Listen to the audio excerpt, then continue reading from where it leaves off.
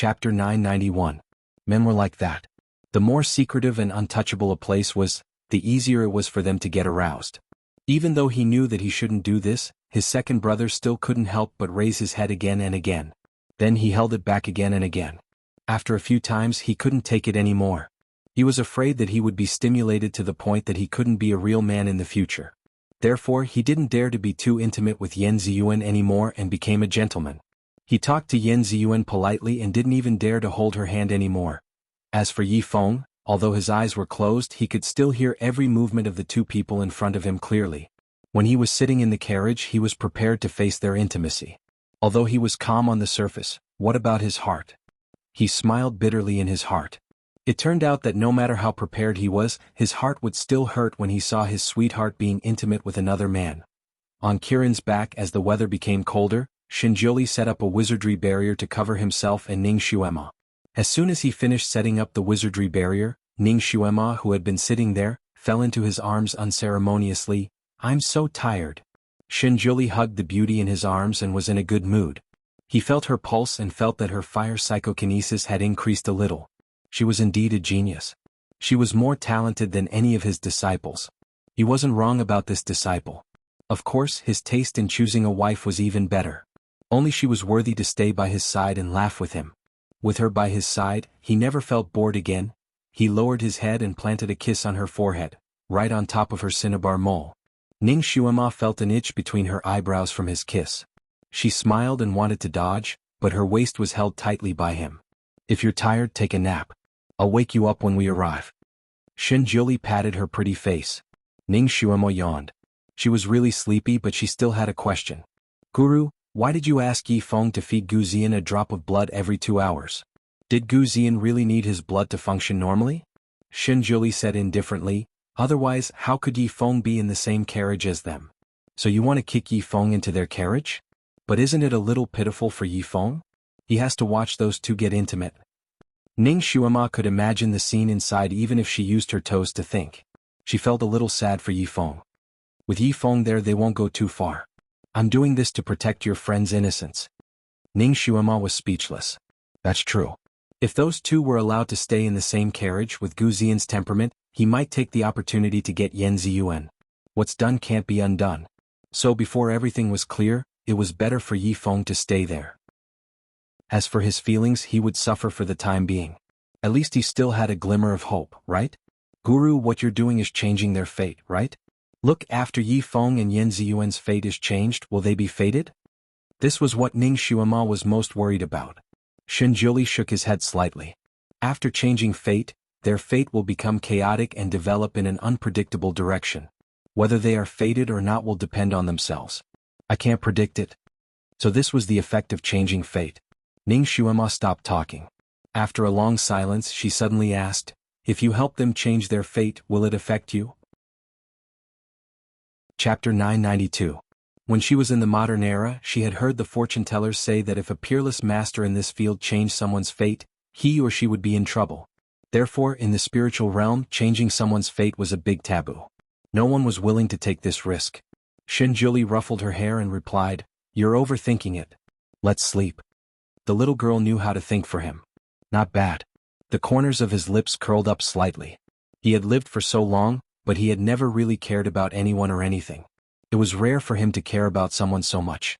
Naturally, he was willing to do something for her. Besides, it was not like he had never done this kind of thing before. When he was bored and in a good mood, he had done a few things to change someone's fate. Indeed, he would be punished by the heavenly Tao. However, those punishments were nothing to him. He could deal with them easily. Because this matter was not very urgent, and Gu Ziyan and Yan Ziyuan's physiques were not very good now, they would usually find an inn to rest after flying for a day. Gu Ziyan originally wanted to share a room with Yan Ziyuan, but Ning Xuema easily broke his fantasy with one sentence. "Ziyuan, you and child Gu are not married yet. I will share a room with you." Yan Ziyuan still did not understand the matters between men and women.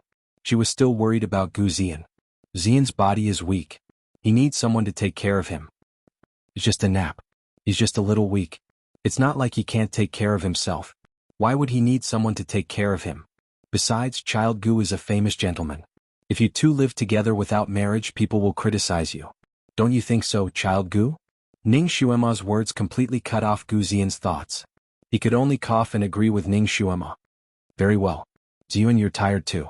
You and Madame Ning should rest early. Thus, the two women shared a room, while the other three men each had a guest room, sleeping separately. Ning Xuema was indeed tired. Not long after she lay on the bed, she fell asleep. She had another night of messy dreams. When she woke up the next day, she was pleasantly surprised to find that she actually remembered some of her dreams. Of course, she only remembered a few vague bits and pieces. For example, she vaguely remembered that in her dream, a fox demon had willingly agreed to be the maid of a man in white who had a very high status. However, because she had never done this kind of rough work before, she appeared clumsy. Not only did the white-clothed man not enjoy her service, he also had to frequently serve her. Because the man in white was a perfectionist, he couldn't bear to see the people around him with disheveled clothes or messy hair. So he often helped her tie up her hair and dressed her up beautifully. He also couldn't bear to see her spoil his fish. She clearly loved to eat fish. Every time he cooked, she would watch from the side. Originally, the white-clothed man cooked the fish for himself. Later on, he couldn't bear to see her greedy look, so he simply cooked for her and won a few praises from her. Of course, the white-clothed man didn't buy her praises. He would use his poisonous tongue to mock her, making the little fox demon choke on her words. The white-clothed man's cooking seemed to be a hobby that came occasionally. He didn't cook often. However, the little fox demon was a picky eater. She liked the fish he cooked and often pestered him to cook for her. Perhaps it was because the fish he cooked had people who liked it, which made the white-clothed man feel a sense of accomplishment. So when the little fox pestered him, he would cook for her a few times. The result was that she only ate the food he cooked. She couldn't eat other people's food. Chapter 993. When Ning Xuema woke up, she hugged her knees and thought about it for a while. Then she let out a long sigh of relief. She could finally remember a little bit of the dream. Although it was only a few fragments and she still couldn't remember the faces and identities of the people in the dream, it was still an improvement compared to before. She turned her head and found that the moonlight flute had come out of the storage bag on its own. It was releasing a soft glow next to her pillow. Her heart skipped a beat. Was it because of this flute that she could remember a little bit of the dream? It also had the ability to cure her only strange illness? Also, how did it manage to sneak out? Could it be that this treasure had a spirit? It came out of its own accord to help her cure her strange illness? She sat on the bed and looked at the flute over and over again for a while, but she couldn't find anything special about it. Because they had to leave early the next morning, Ning Xuema didn't study the flute for long before putting it away and putting it aside. The further they flew in that direction, the colder the weather became. Especially above the clouds, the temperature was almost -20 degrees. It was true that a drop of water would turn into ice. Although cultivating in this kind of weather was hard, this kind of strong stimulation allowed Ning Xuema's cultivation to grow even faster. According to Xinjiuli's plan, he would let her cultivate freely for 2 hours and then set up an enchantment for her to rest. But Ning Xuema wasn't willing. She would cultivate for 4 hours and then rest for an hour in the enchantment. After every cultivation session, her little face would be flushed red from the wind and her hands and feet would be cold like popsicles. But her entire body was excited and her eyes were bright like stars. Xinjiuli was also worried that she would go astray if she was too eager to succeed in her cultivation. Hence, he would massage her for an hour after she finished her cultivation. Firstly, it was to check on her qi engine. Secondly, it was to adjust her qi that had gone astray in her body. In the end, Ning Xuema got used to his massage. Every time she finished practicing, she would simply fall into his arms and enjoy his massage for a few minutes like a lazy cat, chatting with him. Her fire psychokinesis grew very quickly and was already close to Earth rank level 3. According to Xinjiuli's calculations, by the time they reached the ice field, her fire psychokinesis would have a breakthrough and enter Earth rank level 3. He could now practice some rather advanced fire element martial arts. Flying long distances in the air was originally a very boring thing, but the two of them didn't feel bored at all. Xinjiuli also took the opportunity to teach her some corresponding spells when he was resting and massaging her. She was also a smart girl. She was able to learn a lot of spells and mnemonics very quickly. This made Xinjiuli worry a lot less. As the two of them interacted like this, their feelings for each other naturally deepened. Ning Xuema no longer had any gap with him. When she lay in his arms, she didn't feel any psychological pressure at all. Even when he lowered his head to kiss her, she would hug his neck and respond to him. Of course, because they were on Kirin's back, the two of them didn't kiss too much. Although Kirin's head was facing forward and couldn't see the scenery on its back, it could still hear after all. Furthermore, with the great deity on its back, the little Qilin also reaped many benefits. Whenever Ning Xuema was practicing, the great deity would give the little Qilin some pointers, allowing the little Qilin to benefit greatly along the way. This group of people traveled during the day and stayed at the inn to rest at night. Ning Xuema still had dreams. Sometimes she could remember a little of the dream, and sometimes she couldn't remember anything at all. She didn't take it to heart. Chapter 994. The only thing that made her feel a little strange was that the person in her dreams had always been the little fox girl. She dreamt of her life in the valley with a man in white. Those fragments were very fragmented, but also very heartwarming. When Ning Xuema woke up, she felt as comfortable as if she had read a heartwarming novel. And every time she woke up from her dreams, she would find the moonlight flute by her pillow. Later on, she simply took the initiative to put the flute by her pillow when she slept, so as to avoid the trouble of it wandering out by itself. The further north they went, the colder it became, and gradually, there were no signs of human habitation. Especially in the last 2 days, the group flew over the ice sea, and below them were large pieces of floating ice. Naturally, there was no place like an inn to rest. Kirin was fine. It was a mythical beast, so it had strong endurance. It could fly for 2 days and 2 nights without any problem. But the strange red-crowned crane carrying Yi Feng and the other 2 couldn't do the same. It had to rest after flying for 3 to 4 hours, and it also needed to eat to replenish its strength. So later on, when the group rested, they would find a large piece of floating ice to rest. The environment here was really like the Arctic Ocean in Ning Xuema's time. The floating ice on the sea was bigger than the previous one. The small ones were like boulders while the big ones were as big as an island. There was no problem for a few people and 2 beasts to rest on. The only problem was the cold. Ning Xuema was still fine. She had trained for a long time while flying in the cold wind. Her body's strength had increased by a large margin, so her resistance to the cold was not ordinary. Therefore, when she rested on the ice floe, she didn't feel particularly cold. It wasn't hard to endure. Yan Ziyuan and Gu Ziyan couldn't do it. Gu Ziyan didn't have much psychokinesis left, and Yan Ziyuan's psychokinesis was only about human rank level 4. In this extreme cold, although the 2 of them were wrapped in thick fur robes, they still felt terribly cold. Gu Ziyan tried his best to endure, suppressing the desire to shiver. Although Yi Feng was a sharkman who lived in the sea, the sharkmen lived in the warm Southeast Ocean. He also couldn't stand the extreme cold in the north. Fortunately, he had strong endurance and ability, so he could still walk in this extreme cold as if nothing had happened. He could also occasionally take care of the 2 people who were shivering together. But the 2 people didn't appreciate it and didn't want to accept his care. So Yi Feng could only dejectedly leave. On this day, the group rested on a floating ice island.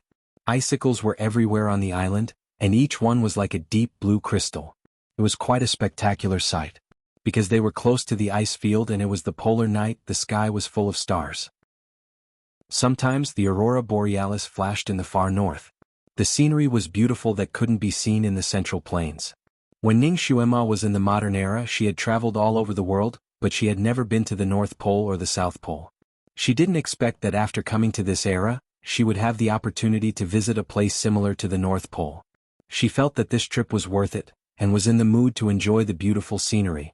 Every time they rested, Shinjuli would pull her to the other side to rest. He didn't sit with Yan Ziyuan and the others. The almighty storage space was always rich. Every time they rested, he would give her some hot food to replenish her energy. Kirin felt that it had worked hard and deserved a share of the food. But it didn't expect that as soon as it expressed its opinion, it would be kicked into the sea by the Almighty, who made it go catch fish in the sea to eat. Although Kirin was resentful, it didn't dare to say anything in the face of the powerful Almighty. It could only go catch fish in the sea by itself. Chapter 995. Although Kirin was an aquatic mythical beast, it had no experience living in the ocean. When it first started catching fish, it didn't know what kind of fish it could catch and what it couldn't. It was also curious. When it saw that the electric ray looked strange, it excitedly tried to catch it. However, it was electrocuted and its scales almost exploded. It even caught a poisonous fish. Luckily, Ning Xuemo reminded it in time so it didn't bite it. Otherwise it would have been poisoned. After a few times, Kirin gained a lot of experience. When it caught fish again, it could catch fish that suited its taste. It especially loved eating sharks. This kind of overlord of the sea could only wait to die when it met Kirin. After it became a Kirin, its appetite was not small. In addition, it consumed a lot of energy from the long-distance flight, so its appetite was especially big. It could eat an entire shark in one meal. The sea was rich in seafood. Not only could it catch itself to eat, but it could also catch a few big fish for the red-crowned crane and throw them in front of it as if it was doing a favor, so that it could fill its stomach. Kirin could quickly adapt to the climate here, but the red-crowned crane obviously couldn't. Every time it stopped, it shivered so much that its feathers were almost shaken off. Yan Ziyuan and Lin Yiqian naturally brought a lot of dry food, but they were all frozen and hard. It was very difficult to chew on them. Ning Xuema wanted to share her steaming hot food with them, but Xin Jiuli stopped her and said lightly, "You can't give it to them." Ning Xuema didn't understand. She looked at the Almighty, but the Almighty didn't intend to explain to her. She wasn't that obedient. Without saying anything, she strode over and wanted to share some of her steaming hot buns with them. She didn't expect that when she walked in front of them, the buns had turned into frozen buns. She tried to use her fire psychokinesis to heat them up, but she didn't know why it was in vain. The buns were still as hard as rocks. She had no choice but to walk back and look at the Almighty. "What spell did you use on the food?" Shinjuli sat there leisurely and said, "It's a spell that can only be used on you." "Alright, Almighty, you're a pervert." On the other side, Yan Ziyuan was wrapped in 2 layers of fur, but she was still extremely cold. Gu Ziyan was also wrapped in a thick cotton coat. He hugged Yan Ziyuan in his arms, and the two of them snuggled against each other for warmth. Yi Feng was still dressed in a black robe. After sitting for a while, he raised his head and glanced at the two people cuddling together. Yan Ziyuan's little face was pale from the cold. Her little mouth was also a little blue and her body was trembling slightly. It was obviously very difficult to endure. Yi Feng's fingers tightened slightly in his sleeves. He really wanted to hold her in his arms and use Sharkman's original willpower to warm her. However, the hug she longed for was not him. Along the way, she was probably trying to avoid arousing suspicion. She almost didn't talk to him. She would rather stay beside Gu Ziyan and freeze like a cold signal bird than accept his care. As for Gu Ziyan, the only thing Gu Ziyan could do was to hold her in his arms. Yi Feng stood up and looked around. Suddenly, he saw that there seemed to be a white dot moving on a piece of floating ice far away. He was Sharkman and his eyesight was very good. After a while he saw what the white dot was, a big white bear. Although bear meat wasn't delicious, it was hot. Roasting it would help to resist the cold. More importantly, this kind of bear lived in this kind of place, so the bear's skin must be very warm. The floating ice where the bear lived was quite far from here. If he wanted to hunt the bear, he would have to swim across a cold sea. Chapter 996.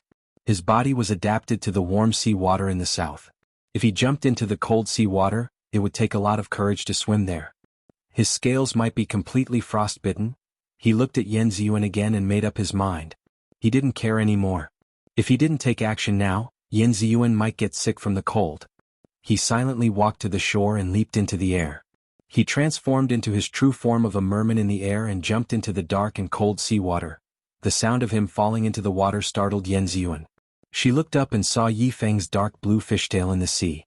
Her heart skipped a beat. She didn't know why, but she felt that this scene was a little familiar. Something seemed to flash in her mind, but when she wanted to grab it, it disappeared without a trace. "What's wrong?" Gu Ziyan noticed that her body stiffened for a moment and asked with concern. Why did he jump into the sea?" Yan Ziyuan asked. She was obviously surprised. Gu Ziyan also looked into the water and answered casually, "He is Sharkman. He should recover faster in the sea." "Is that so?" Yan Ziyuan's eyes flashed with uncertainty. She felt that it wasn't so simple, but she trusted Gu Ziyan very much. Since he said so, it should be true. A cold wind blew. She couldn't help but shrink her body and cursed, "Why is this damn place so cold?" Gu Ziyan hugged her even tighter. "Bear with it. It will be fine when we find the ice flame flower. Okay." Yan Ziyuan nodded. Although she was nestled in Gu Ziyan's arms, his body was as cold as ice, so it didn't work. Some of the heat on her body was sucked away by him. "Ziyuan, I made you suffer this time." Gu Ziyan put his face on her neck and sighed. His face was cold. Yan Ziyuan couldn't help but shiver. She shook her head and didn't care. "You are my future husband. I should be good to you.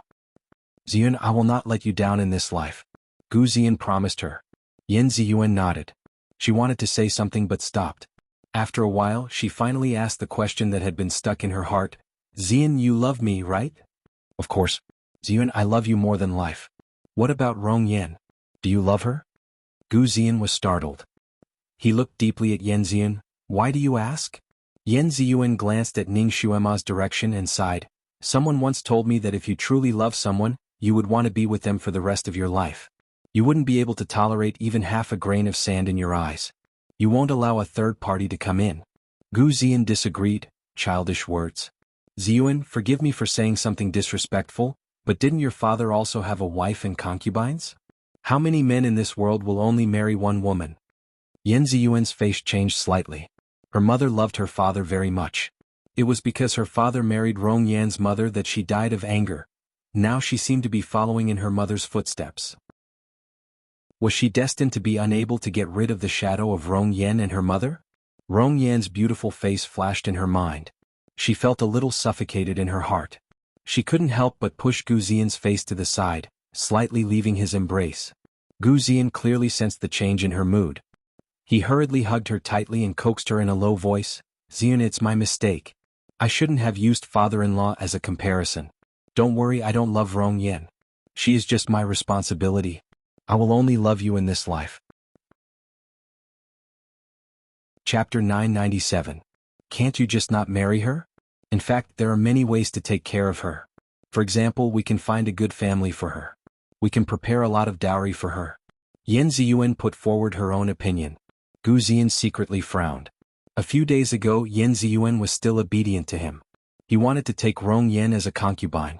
Although she felt uncomfortable in her heart, she did not raise any objections. She didn't even say a harsh word. What's wrong this time?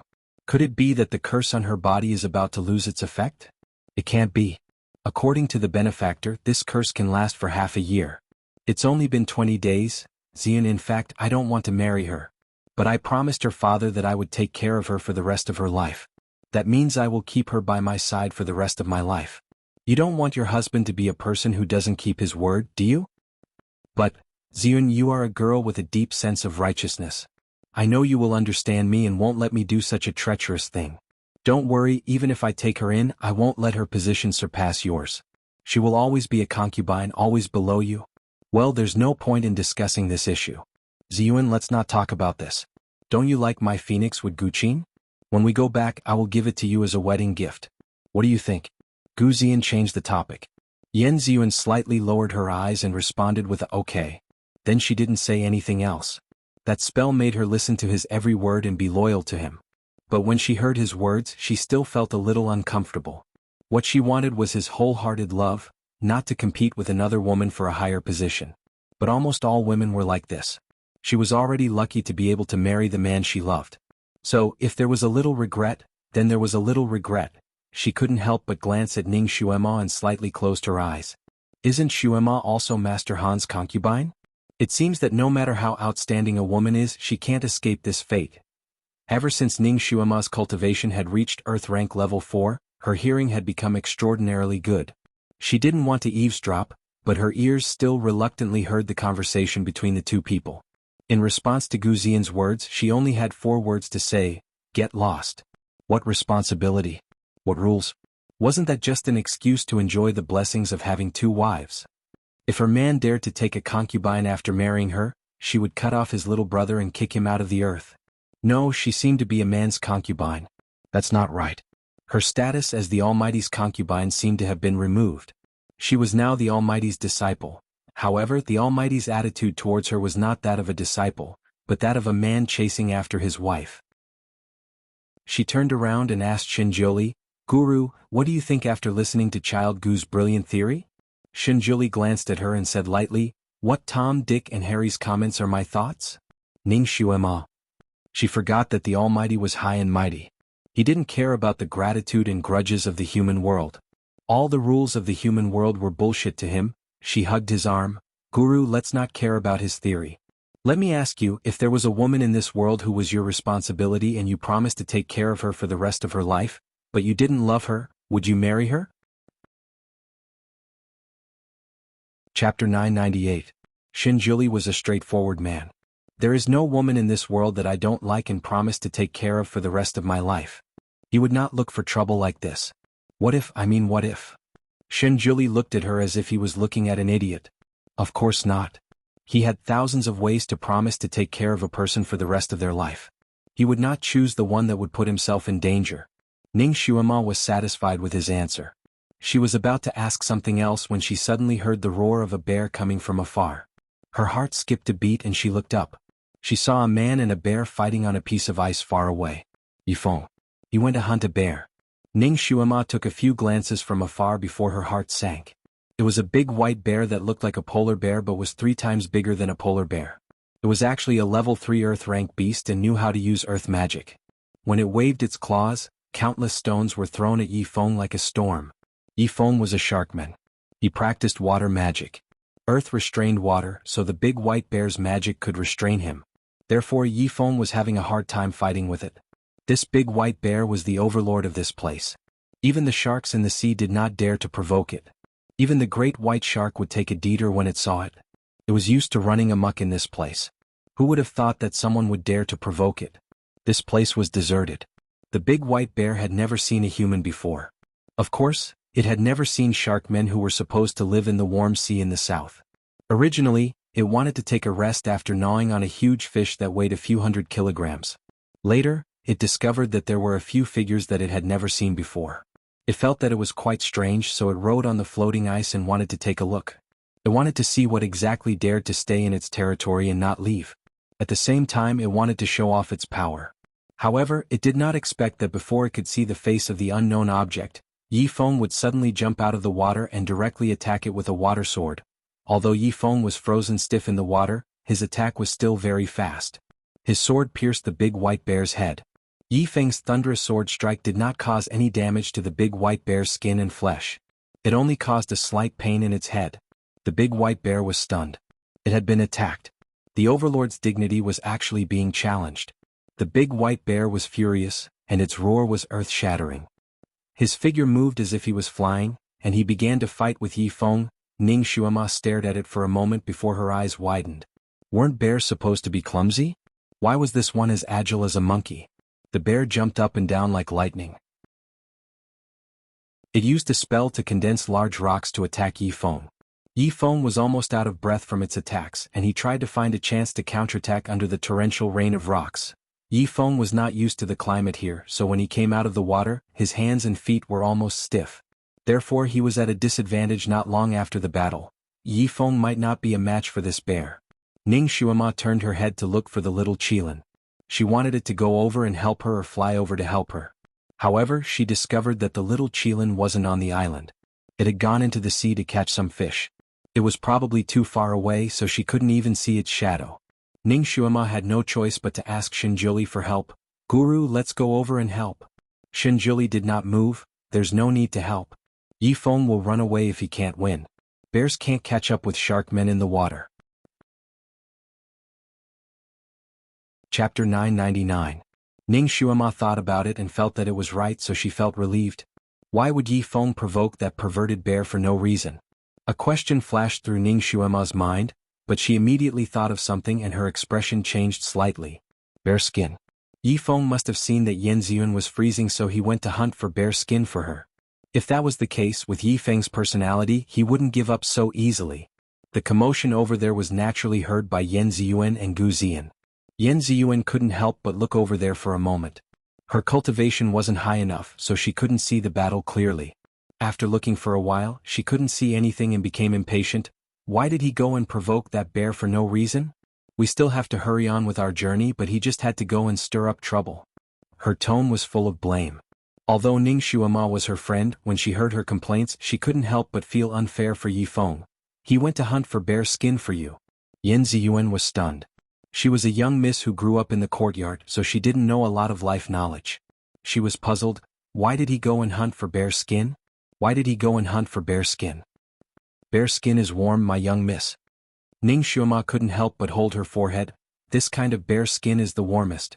He saw that you were cold, so... Yan Ziyun was stunned. Her heart felt like it had been stabbed by a sharp thorn.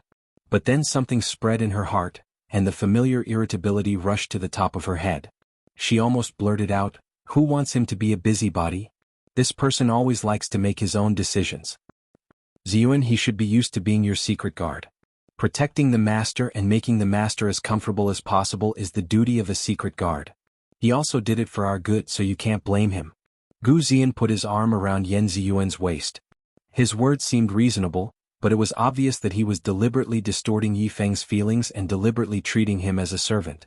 He seemed to be understanding, but it made people want to slap him. Ning Xuema sneered, "What nonsense are you talking about?" He was not used to being a secret guard, but to protecting Ziyuan. Unlike someone who can't even deal with his fiancée Lung. He only knows how to speak sarcastically when others put in effort. Gu Ziyan froze. He knew that Ning Xuema was not on good terms with him. She had barely spoken to him along the way. But at least she had not embarrassed him. He thought that she would tolerate him for Yen Ziyuan's sake, but he didn't expect her to speak so harshly to him now. He opened his mouth to refute, but he couldn't find the words to say. He was a little embarrassed, and after a while he sighed, "It's my fault. My body is in such a bad state, but I caused Ziyuan to suffer with me. I can see her cold, but I can't do anything for her." His words were too pitiful. Yen Ziyuan couldn't bear to see him embarrassed. "Ziyan, you don't have to say that. I came with you willingly. Your body is in such a state, so naturally you can't do anything for me. I won't blame you. Ziyuan, I knew you were a good girl who understood the principle of righteousness." Gu Ziyan breathed a sigh of relief with an expression that said, "Only Yen Ziyuan knows me well." The two of them were affectionate when Ning Xuema said coldly, "Gu Ziyan, there's only one thing you can do for her, and that is to shut your sarcastic mouth." "Gu Ziyan," Yen Ziyuan couldn't help but say, "Xuema, you shut up too." Ning Xuema's temperament was cold and her eyes flashed with coldness. "Yen Ziyuan, if you speak up for him again, I'll cut off all ties with you and never care about you again." Chapter 1000. Yen Ziyuan was speechless. Ning Xuema turned around and walked away. She didn't want to stand with them anymore. She didn't want to be annoyed. If she didn't know that Yen Ziyuan was bewitched by a curse, which was why she was so infatuated with Gu Ziyan, she would have really cut off all ties with her just because she spoke up for Gu Ziyan without distinguishing right from wrong. "Are you angry?" Shinjuli pulled her to sit beside him. "No." Ning Xuema shook her head. She wasn't someone who got angry easily. She just felt sad for Yi Feng. The specialty of the twin life curse is that the person under the curse will be loyal to the person who cast the curse. No matter how bad the person is, they will always be good in her heart. She won't allow anyone to say anything bad about them. Also, the person under the curse will have a change in personality. Shinjuli used telepathy to explain the knowledge of this curse to her. Ning Xuema sighed. "This curse is really scary. Which pervert taught him this method? After I break the curse on Ziyan, I must interrogate this Gu Ziyan properly." The two of them talked while paying attention to Yi Feng's movements. Yi Feng seemed to be fighting with the big white bear. Although he was losing, he didn't retreat at all. "Oh no, he's injured." Ning Xuema suddenly stood up. She was about to ask Shinjuli to send her over. However, Yi Feng stumbled on the big ice block and fell into the sea. The big white bear was also a vengeful person. It immediately jumped into the sea. After a while, the sea started to churn violently. It was obvious that Yi Feng and the big white bear were fighting fiercely at the bottom of the sea again. Ning Xuema looked at Shinjuli. Shinjuli stood there unmoved. He just said calmly, "He can give up." Yen Ziyuan sat there. She also looked at the sea. Naturally, she also saw the commotion there. Huge waves came one after another. She did not know why, but her heart was beating so fast and she was secretly clenching her fists even tighter.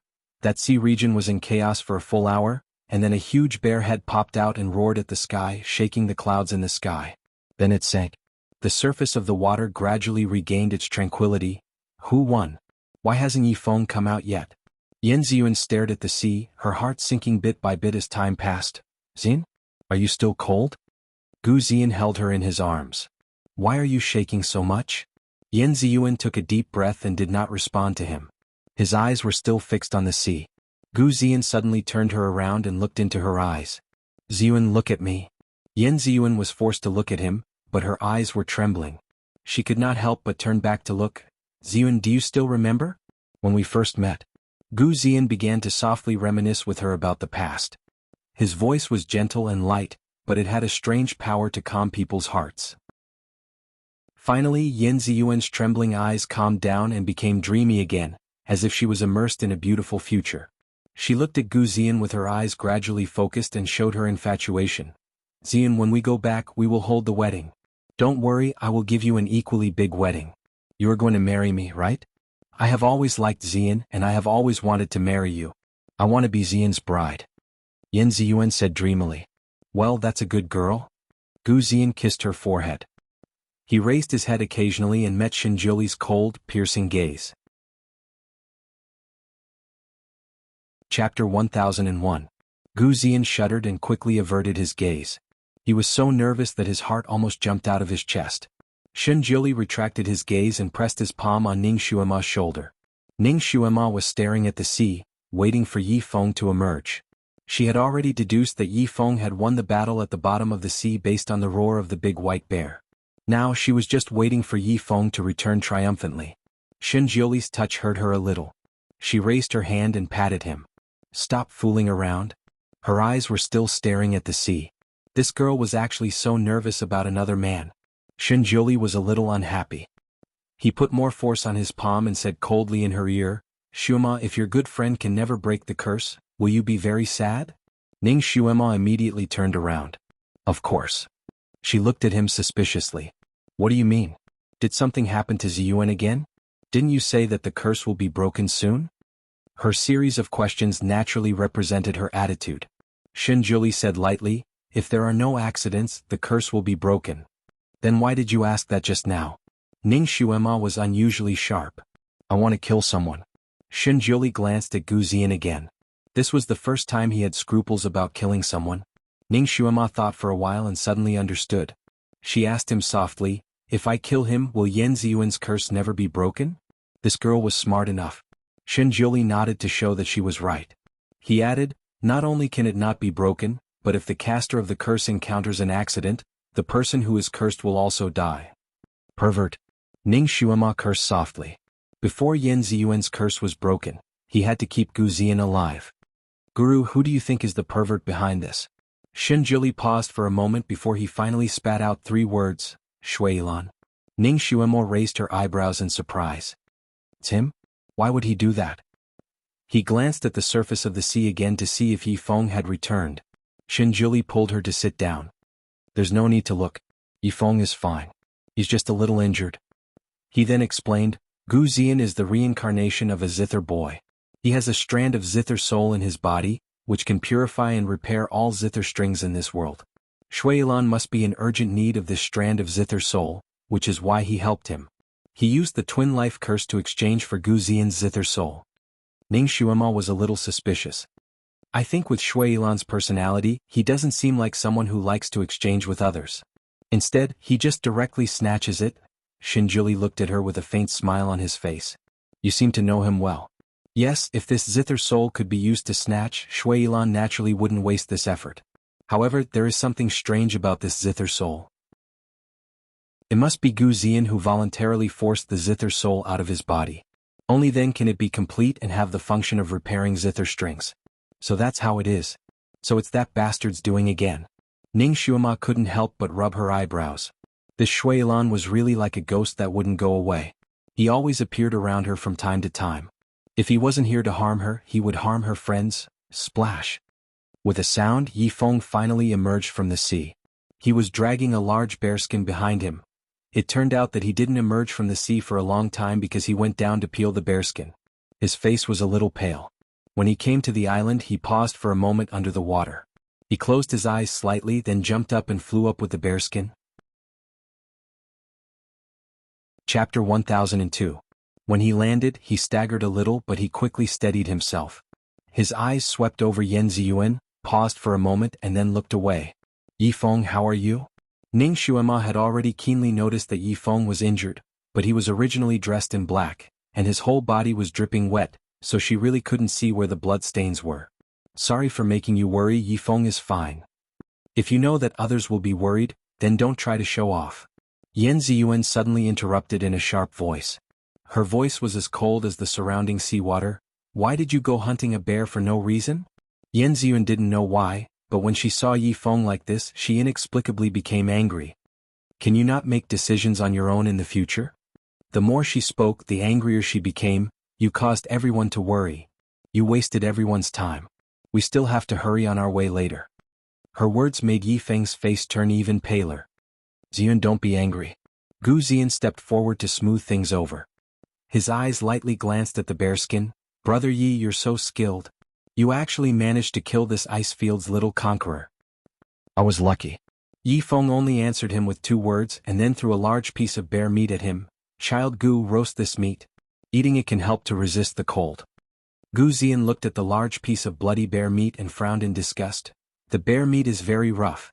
I'm afraid you won't be able to bite through it. No, this kind of bear meat is quite tender and it has a hot nature.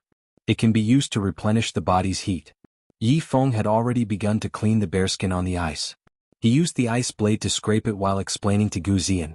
Yi Feng had already seen that Yan Ziyuan didn't eat much, and in this place where a drop of water turned into ice, if she didn't have good food to replenish her energy, her body wouldn't last more than a few days. And she was definitely hungry. Gu Zian still didn't feel at ease. Hot nature? I'm afraid that it will affect my body. Yi Feng finally stared at him. You can roast it for everyone to eat. Roasting meat was the most effortless. Gu Zian should be able to do it. Gu Zian choked. He looked at the bear meat on the ice and said, that's not a problem, but there's ice here, there's no firewood to roast meat. Just as he finished speaking, dozens of firewood suddenly appeared on the ground. He raised his head in astonishment and saw Ning Xuema leisurely retract her hand. Don't worry about firewood. With me here you can get as much as you want. Yi Feng Zian, Yi Feng Yu, Yi Feng why this time? Gu Zian couldn't find any other reason. He lowered his eyes and looked at his hands. This was a pair of hands that could play beautiful notes. These hands had not done much rough work. Ever since he relied on his zither skills to make a living, he had taken good care of these hands. Was he going to use these hands to do the rough work of cutting and roasting meat today? That gentleman stayed away from the kitchen. It was a bit degrading for him to do this. And the bear meat was bloody and looked a bit salty and the weather was so cold. He stood in place, a little hesitant. Looking at Yan Ziyuan, he hoped that she could say a few words for him, or take the initiative to take over the rough work and be considerate of him, so that an elegant gentleman like him would have a good way out. After all, Yan Ziyuan was born as a young lady. She had lived a luxurious life since she was young, and there were many servants around her. Naturally, she wouldn't do such rough work. Chapter 1003. Of course, Yan Ziyuan did not want to take the initiative to take on this task. Not only did she not take on this task, but she also looked at him with sparkling eyes. Zian, you know how to roast meat, right? I can't wait to taste Zian's cooking. Gu Zian. He could not find a way out, so he could only force a smile and cook the bear meat. After all, he had been poor before. He had done this kind of work a long time ago, so he was not too clumsy when he did it. But because the weather was too cold, the bear meat only stayed on the ice for a short period of time before it turned into a piece of hard frozen meat. It was quite difficult to cut it. Gu Zian pressed the meat with one hand and cut it with the sword with the other. He felt pain in both hands. One was painful from the cold, and the other was painful from exhaustion. He raised his head and looked at Yan Ziyuan. He wanted to say something, but he held back. Yan Ziyuan was now focused on him, so she immediately said, Zian, do you have something to say to me? Gu Zian paused and shook his head. No. Forget it, he would educate her about women's ethics when he went back. For example, he should have a woman to serve him, wash her hands for her husband and make soup for her in-laws. He should not say it now so as not to make her feel disgusted. There were so many eyes looking at him now. Ziyuan, have a good rest first. I will roast the bear meat for you later to replenish your energy. Yan Ziyuan seemed to be a little touched. She squatted beside him to keep him company, and at the same time she was also a little warmer by the campfire. Yi Feng, you are still bleeding. Ning Xuema, who was not far away, said coldly, you don't even care about your life to hunt this bear? It's okay, I know what I'm doing. It's just a flesh wound. Yi Feng said calmly. His chest and abdomen were injured. He had already healed himself at the bottom of the sea and stopped the bleeding, but when he jumped up just now, he pulled at the wound and it opened up again. Ning Xuema glanced at Yan Ziyuan and saw that she was looking at them. She looked at Yi Feng for a while, then looked away. Gu Zian's fingers also paused, and he turned to Yi Feng and smiled apologetically. Brother Yi, you have suffered because of us. Thank you. Yi Feng did not look up, he only said a few words. It's okay. Gu Zian took out a tube of medicine and asked Yan Ziyuan to give it to Yi Feng. Brother Ye's injuries are not light. This medicine is the best medicine in Daliang City and is worth thousands of gold pieces. Brother Yi can use it to heal his injuries. Use it. Ning Xuema flicked her finger, and a bottle of medicine with a red glow appeared in Yi Feng's hand. Yifeng held the bottle of medicine and froze. Everyone's eyes were focused on the bottle of medicine. It was the most precious medicine in the Sun-Moon sect, and it was rumored that the ancestor had personally made it. It had an immediate effect on injuries and was listed as the best medicine in the world. The ancestor was lazy and he made medicine out of a whim. He might not make a bottle even after many years. Even his direct disciples might not be able to use it even once. One could imagine how precious this medicine was. Not to mention thousands of gold pieces, even tens of millions of gold pieces might not be able to buy it. And now Ning Xuema had casually given such a bottle of medicine to Yifeng. Gu Xian's golden sword medicine was nothing compared to her medicine. Gu Xian's bottle of medicine froze before it could reach Yan Ziyuan's hand. He did not know whether to continue or take it back. Shen Jiuli glanced at Ning Xuema lightly. Chapter 1004. This girl actually gave away the thing that he had just given her not long ago. That red glowing medicine really did have a golden glowing effect. Not long after Yifeng used it, all the wounds on his body quickly healed and the pain was no longer as unbearable. He immediately began to process the bear skin. After cleaning it, he cut out 3 pieces. Sharkmen were good at weaving. They could use starlight and moonlight as threads to weave beautiful shark's yarn. Yifeng also had this skill. He used Sharkman's origin energy to turn the starlight into threads and sewed the 3 pieces of bear skin together. An hour later, he had finished making the 3 bear skin coats. The big white bear seemed to have become a spirit.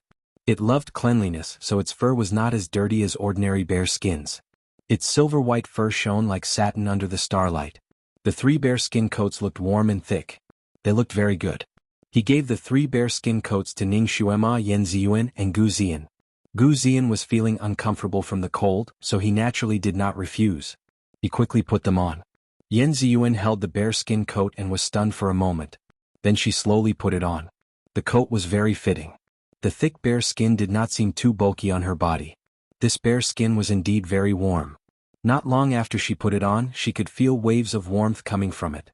His hands and feet, which were originally cold, gradually warmed up. She did not know what to feel. It was warm and painful at the same time. Something seemed to be rising from the depths of her heart. "All right, the bear meat is done. Everyone come and eat."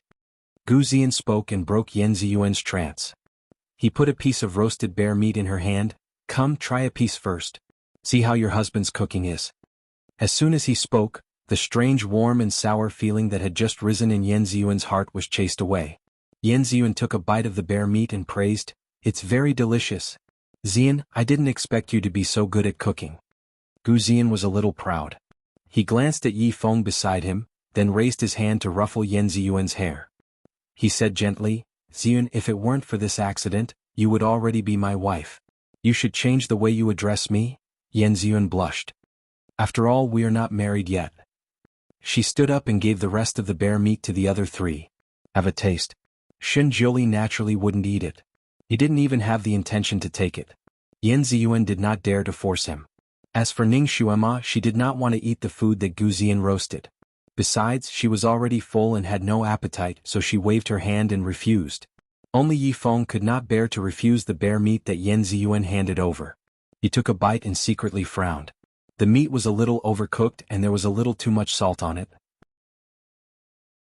Not only did it not suit his taste, but it also did not suit Yan Ziyuan's taste. Yan Ziyuan was a picky eater. In fact, he doubted that Yan Ziyuan could really eat until she was full. "Is it delicious?" Yan Ziyuan looked at him eagerly, as if she wanted to get a compliment from him about her sweetheart. Yan Ziyuan was now in a state where she would be happy as long as she was with her sweetheart, even if she ate chaff and swallowed vegetables. Yifeng could not bear to make her sad, so he nodded and replied, "It's okay." Yan Ziyuan was finally satisfied and returned to Gu Xian's side.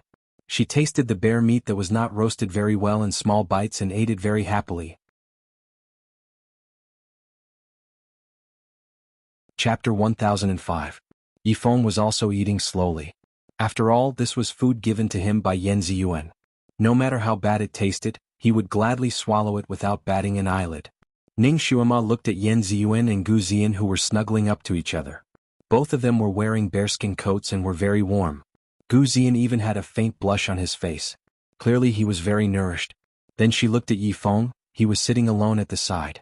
His black clothes were almost frozen into iron. Because it was too cold, his face was pale, and even his lips were faintly purple. He lowered his eyes and ate that piece of bear meat. No one knew what he was thinking. They couldn't let that scumbag get away so easily.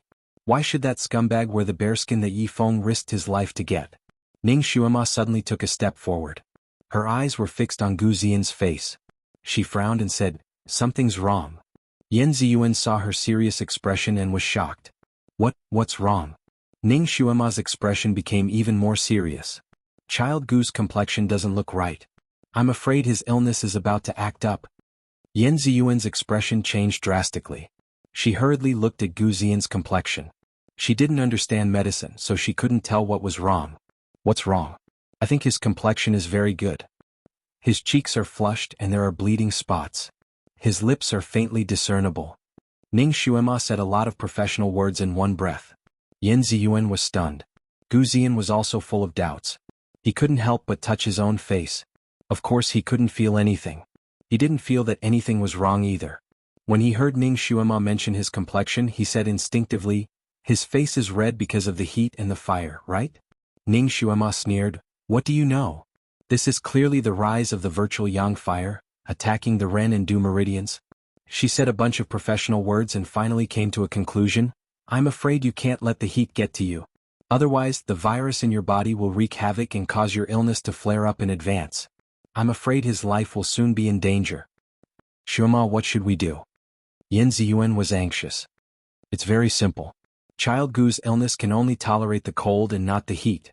Not only can you not eat the bear meat, you can't wear the bearskin robe either. Otherwise your life might be in danger." Gu Xian was not a fool.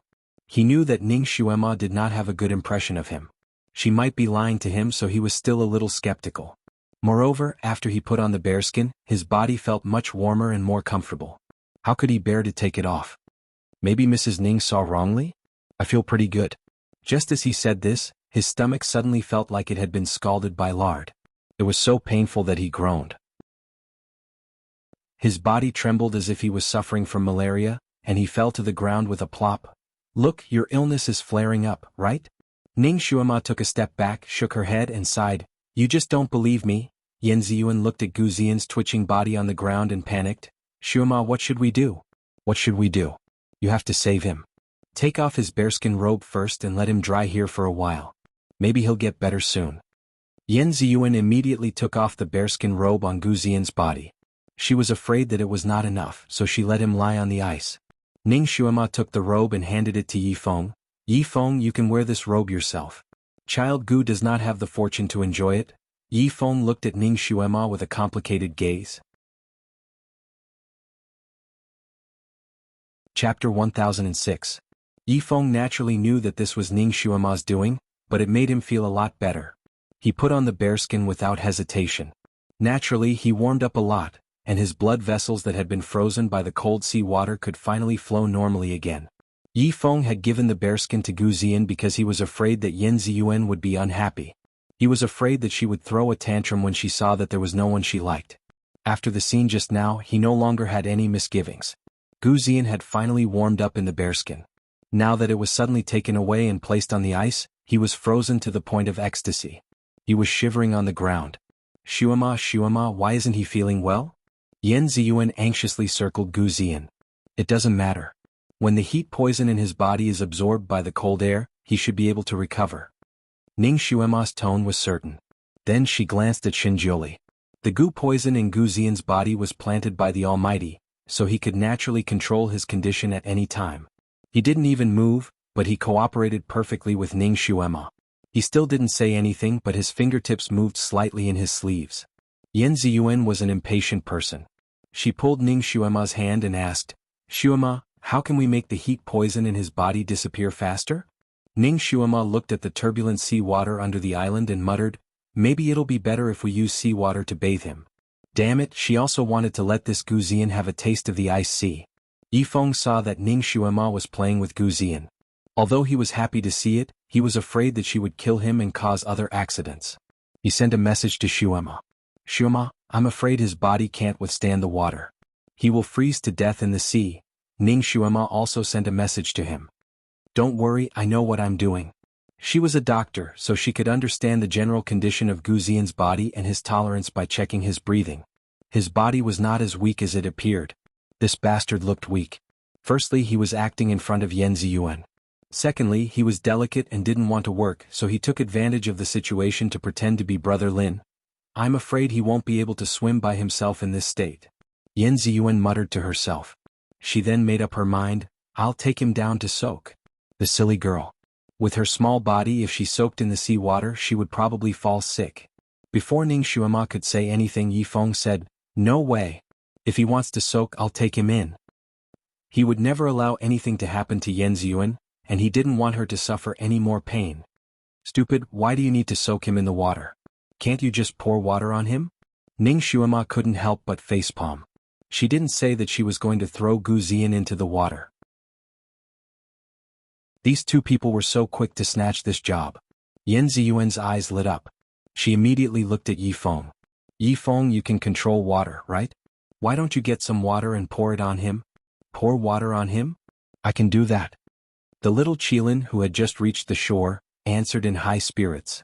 Without waiting for Ning Xuema and the others to respond, it opened its big mouth and the seawater below automatically surged up and splashed down on Gu Xian, who was trembling on the ground to the point of almost losing consciousness.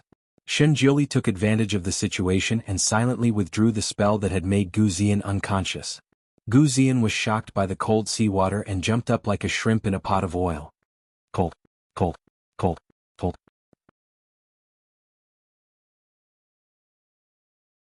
Chapter 1007. Gu Xian's hands and feet were frozen stiff. Just as he jumped up, he tripped and tumbled down. Because the weather was too cold, his clothes were already frozen. He couldn't stop the momentum of the fall and slipped far away. Yan Ziyuan didn't manage to catch him, and could only look on helplessly as he screamed miserably and fell into the sea with a splash. Xian. Yan Ziyuan was scared out of her wits. She subconsciously wanted to jump as well, but Yifeng stopped her. Don't be afraid. Let me do it. He turned around and was about to jump into the sea to save Gu Xian, but Kirin was one step ahead of him. She also jumped into the sea with a splash. After a while, Kirin used her head to push Gu Xian out of the sea. Gu Xian was choking and freezing in the sea. His face was pale, his lips were bruised and his eyes were tightly shut. This time he really fainted. Yifeng didn't wait for Yan Ziyuan to speak again and immediately performed first aid. He was very experienced in saving drowning people. After a while, Gu Xian finally woke up. As soon as he woke up, he shivered and stared at Yan Ziyuan's white bear fur coat. He couldn't wait to tear it off for her and put it on himself. Yan Ziyuan naturally knew that he was cold. She felt cold just looking at him with ice shards all over his body. However, for his health, she still advised him to endure it. Xian, your body really can't get too hot. You will faint if you get too hot. You almost died just now. If I didn't let the cold air draw out the heat toxins in your body in time, you would still be unconscious. You have to endure it. As long as you find the ice flame flower, you will be fine after consuming it. Gu Xian's lips trembled a few times. He felt that he would freeze to death before he could find the ice flame flower. Now, from the tip of his hair to the soles of his feet, every cell in his body was screaming the word cold. Every blood vessel in his body was flowing with the word cold. Many parts of his body were so cold that he couldn't feel them. He couldn't even feel the existence of his little brother, cold. He had never been so cold in his entire life. He never knew that falling into the water in this weather could be so cold. He felt that all the joints in his body were about to freeze. Every time he moved they would make cracking sounds. Because his clothes were already frozen stiff, he was like a robot that couldn't support his body. Xian, help me, get a set of clothes? Even if he couldn't wear the bearskin robe, at the very least, he had to change into dry clothes. Otherwise he might really freeze to death. Yan Ziyuan, however, was afraid that her previous efforts would be wasted if she didn't do it well. She immediately looked at Ning Xuema. Ning Xuema scrutinized Gu Xian's face. She couldn't play with him anymore or she would die. She nodded. You can change into dry clothes, but they can't be too thick. Yan Ziyuan ran to the front of the car and rummaged through the cabinets. After a while, she took out a set of lined robes and handed it to Gu Xian. Gu Xian wanted to cry but had no tears. Give me a cotton one. If he wore a lined robe in this weather, he would freeze into an ice sculpture. Yan Ziyuan looked at Ning Xuema again. Ning Xuema smiled slightly and didn't say anything. Yan Ziyuan immediately advised Gu Xian, Xian, for the sake of your health, Can you bear with it? Look at Mr. Han, he's wearing a thin robe but he doesn't seem to be cold. Ning Xuema turned around and glanced at Xinjioli. The Almighty was wearing a long robe with the color of the moon. Under the starlight and the cold wind, his eyes were distant, as intoxicating as the moonlight. He was indeed wearing a thin robe. If anyone wore a thin robe on a cold day, Ning Xuema would feel cold for them. She couldn't wait to find a leather coat for them. Chapter 1008.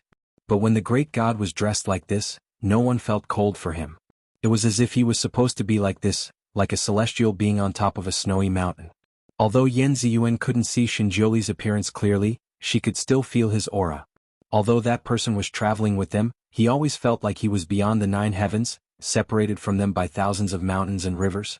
It made her feel like she was looking up at a tall mountain, and she never dared to treat him as a companion.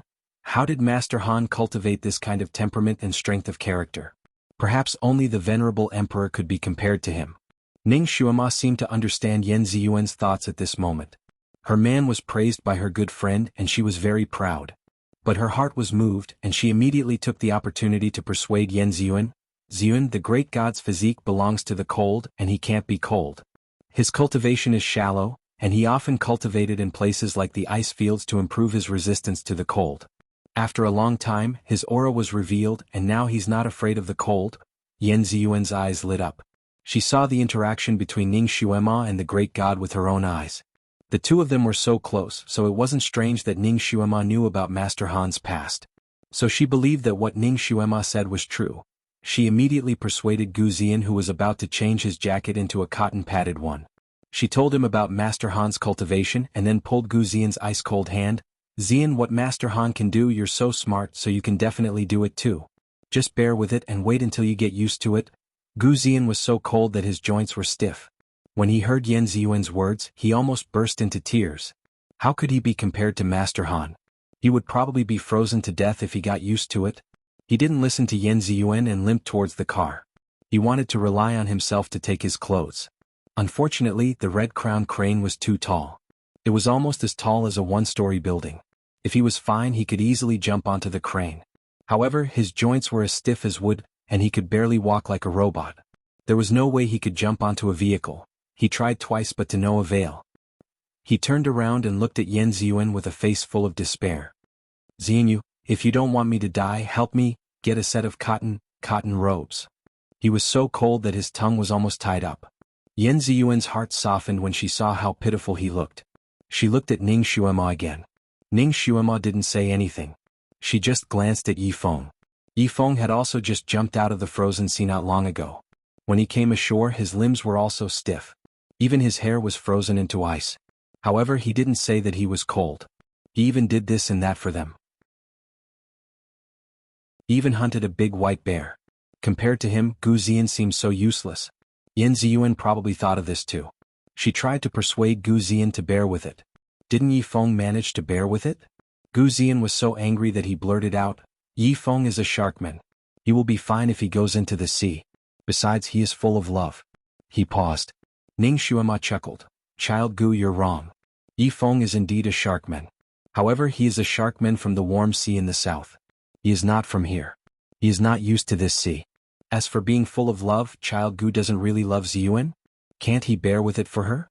Can't he be full of love?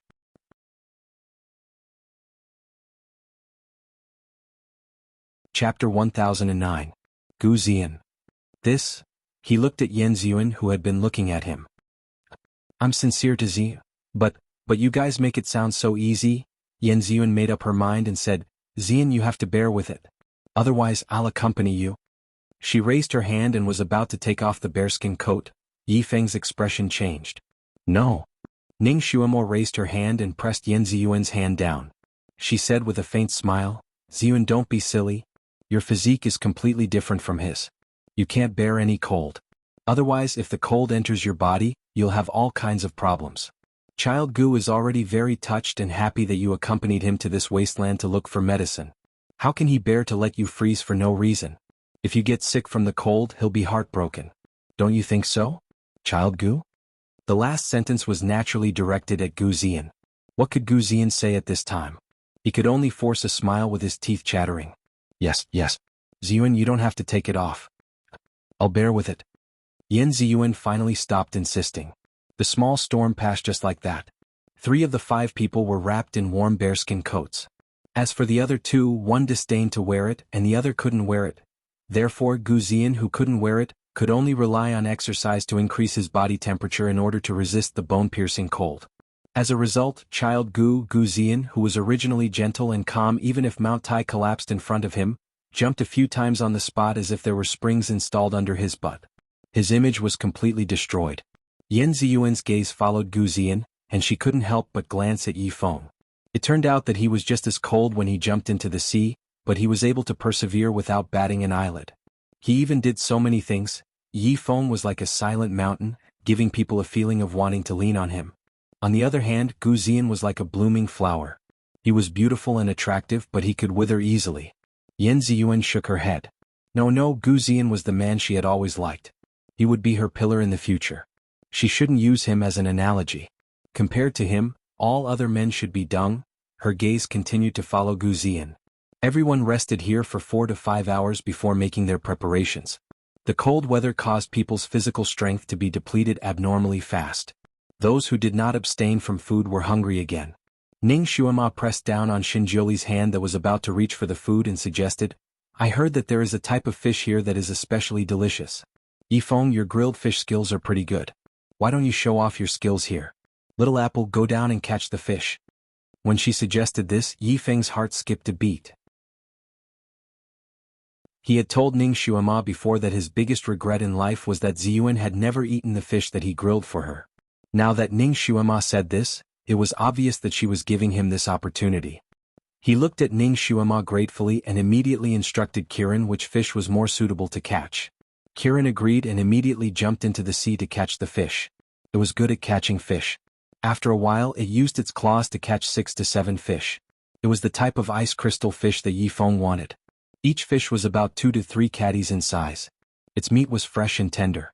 It was one of Yi Yu's favorite fish. This type of fish grew in the extremely cold sea. To sharkmen, this type of fish was an extremely rare delicacy. He had to use many things to exchange with other sea tribes to get 1 or 2. At that time Yi Feng couldn't bear to eat it himself, so he cooked it all for Yi Yu. Chapter 10:10. Now that he had seen this fish again, Yi Feng recalled the scene from back then and felt an inexplicable complicated feeling in his heart. Yi Feng's heartstrings couldn't help but tremble. He could finally roast the fish that she wanted to eat the most with his own hands. He had just slaughtered 2 fish when Gu Ziyan suddenly walked over, took the other 2 fish and silently slaughtered them as well. Naturally, his technique wasn't as nimble as Yi Feng's. He scraped the scales off the fish's skin and ruined the fish's beauty. Yi Feng's heart ached for the fish and he couldn't help but say, "You don't have to do it. I'll roast it for everyone to eat." Gu Ziyan glanced at him and smiled. "Brother Yi has been too busy for us recently. I can't bear to see Brother Yi so tired, so I'll roast the fish for us." After saying that, he took the 2 slaughtered fish and slowly roasted them over the bonfire. Yi Feng. He couldn't help but look at Yan Ziyuan. Yan Ziyuan was already squatting beside Gu Ziyan. Her eyes were bright as she watched him roast the fish, and her face was full of sweetness. "Ziyan, you're so thoughtful. I love eating the food you roast the most." Yi Feng couldn't help but cut his hand in a moment of distraction. Blood flowed out and flowed onto the fish that he had just slaughtered. "This fish is dirty?" he said hurriedly and threw the fish that was stained with his blood back into the sea. He stood facing the sea for a while, and when he turned back, his expression was still calm as he prepared the other fish. Although Ning Xuema felt sorry for him in her heart, this was not the time for her to meddle in his affairs. She didn't look at Yi Feng again in case he felt even more embarrassed. For someone like Yi Feng, what he wanted was never the pity of others. Yi Feng and Gu Ziyan grilled the fish separately. Gu Ziyan also seemed to be holding his breath. The grilled fish was neither salty nor bland, and the control of the heat was also good. After grilling it, he handed it to Yan Ziyuan. Yan Ziyuan beamed with joy after taking a bite. This fish was much better than the bear meat. She immediately started eating in big mouthfuls, eating with great relish. Yi Feng's fish was also ready. He gave it to Xinjiuli and Ning Xuema first. This time Xinjiuli did not refuse and took it. Ning Xuema also took the one that was handed to her. The taste was unprecedentedly delicious. She gave him a thumbs up. Yifeng, your grilling skills are comparable to that of a chef. She casually picked up the other grilled fish and walked over to Yan Ziyuan. Ziyuan, come try this. Is it as delicious as I said? Yan Ziyuan was slightly stunned. Just as she was about to take it, Gu Ziyan handed her another fish. Ziyuan, I added another seasoning to this fish. Try it and see if it's different from the previous one. Yan Ziyuan naturally wouldn't refuse him. She took it and took a bite. She nodded. Not bad. It's delicious. She smiled apologetically at Ning Xuema. Xuema, these 2 fish are enough for me. I don't need to eat anything else. You guys can eat it yourselves. Ning Xuema was speechless. Yan Ziyuan didn't want to eat it, but she couldn't force it into her mouth. She could only take the fish and walk back. Yifeng lowered his eyes and ate his fish. The food that was once so delicious now tasted like wax in his mouth. It turned out that the fate between him and Yan Ziyuan was so shallow that she didn't even have the chance to eat his grilled fish again. The grilled fish feast passed with everyone having their own thoughts. Chapter 10-11. After eating the fish, the few of them continued on their journey. Ning Xuema and Xin Jiuli were still riding on Kirin's back. After Ning Xuema finished another round of cultivation, she lay in the Almighty's arms and said gloomily, Almighty, the fate between Yifeng and Yan Ziyuan is really shallow. Yifeng wanted to let Yan Ziyuan eat his grilled fish, but he couldn't even fulfill such a small wish. Xin Jiuli said, in this world most things don't go your way. Yifeng and Yan Ziyuan originally had fate, but in order to let Yi reincarnate, he sacrificed their fate. Then what we're doing now, is there still no possibility between them? It's hard to say. Right now, everything is unknown. Xin Jiuli shook his head. In any case, it's better than having no fate at all. Ning Xuema sighed deeply. She suddenly thought of something and looked up at the Almighty. Almighty, are we fated to be together? Xin Jiuli paused, looked down at her and asked, what do you think? Ning Xuema giggled. I guess it's fate? It seems like I can't avoid you no matter where I go. Our fates might be intertwined. There are so many fates that I can't count them all. Xin Jiuli was speechless. She made it sound like he would always stick to her. The fate between him and her? It seemed like even he couldn't see it. However, it should be fate, right? When she had just transmigrated, she had asked him for help. When he was cultivating in Tianshu Mountain, no one could go up, but she had barged in and even witnessed his most embarrassing moment. Of course, since he had taken a fancy to her, even if the heavens didn't arrange fate for them, he would snatch it back even if he had to snatch it. The person that Xin Jiuli wanted would never run away. Almighty, you like me, right? Ning Xuema put her arms around his neck. Once she had confirmed her feelings for him, she didn't want to delay any longer. She wouldn't try to resist him either. Fate was a very mysterious thing. Once fate came, one had to grasp it properly and not let it slip away. Opportunities were like this, and so was fate. Therefore, Ning Xuema wanted to confirm it. Xin Jiuli twirled the hair on her temples with his hand. Do you still need to ask? If he didn't like her, he wouldn't have followed her every step like he was her follower. This was the first time he had stared at someone so closely. Then when are you going to marry me? Ning Xuema's eyes sparkled. Xin Jiuli's fingers, which were twining her hair, paused slightly. His eyes were deep. Why do you ask this? Ning Xuema raised her eyebrows. Since the two of you are in love with each other, you should naturally get married. Let's have a couple and return home together. Don't tell me you never planned to marry me? Of course he was going to marry her. However, he couldn't say it until the time was right. Looking at Ning Xuema's eyes that were as bright as stars, Xin Jiuli felt apologetic for the first time. He could only vaguely say, everything is up to fate. Alright, you should practice and level up quickly. Ning Xuema wasn't so easily fooled. Up to fate? This is too general and too official. I want a precise answer. She thought for a while and suddenly thought of something. She narrowed her eyes and looked at him. Almighty, don't tell me you already have a wife. You only want to have a concubine with me? She suddenly realized that her understanding of the Almighty was still very shallow. Other than knowing that he was the overlord of the Sun-Moon sect, the #1 person on this continent, and a friend of Rongjuishan and Yunshi, she really didn't know anything else. Chapter 10-12. This time Xin Jiuli shook his head quickly. No. You think too much. I have never married anyone. As soon as he said this, a conversation with a vague voice suddenly appeared in his mind. Divine Lord, don't you like me? What do you think? I think you don't like me. Otherwise, why don't you want to be with me once? Be more reserved. Don't you feel embarrassed saying such things every day? I only say this to you. You are my husband. It doesn't matter if I say it a few more times. Who taught you this? Stop it. Divine Lord, since we love each other, isn't it normal to be together? Come on. We need to get married. I'm not a casual person. Then let's get married. I want to marry you. Shinjoli's body slightly stiffened. The conversation that suddenly appeared in his mind was too vague. He almost couldn't tell if it was a male or female voice, but strangely, it made his chest hurt. He frowned slightly. After so many years, this was the first time such a situation happened. He immediately tried his best to think about this vague voice, but no matter how hard he tried, he couldn't remember anything. There was only a blank. Even the conversation that had just rung in his mind had disappeared, leaving him unable to grasp any clues. He slightly frowned and shook his head. He didn't want to think about it anymore. He just wanted to grasp the present. As for the past, he didn't want to pursue it anymore. He pinched Ning Xuema's face. Don't think too much. Hurry up and practice. It seemed like he really had something that he couldn't say. It was so obvious that he was beating around the bush.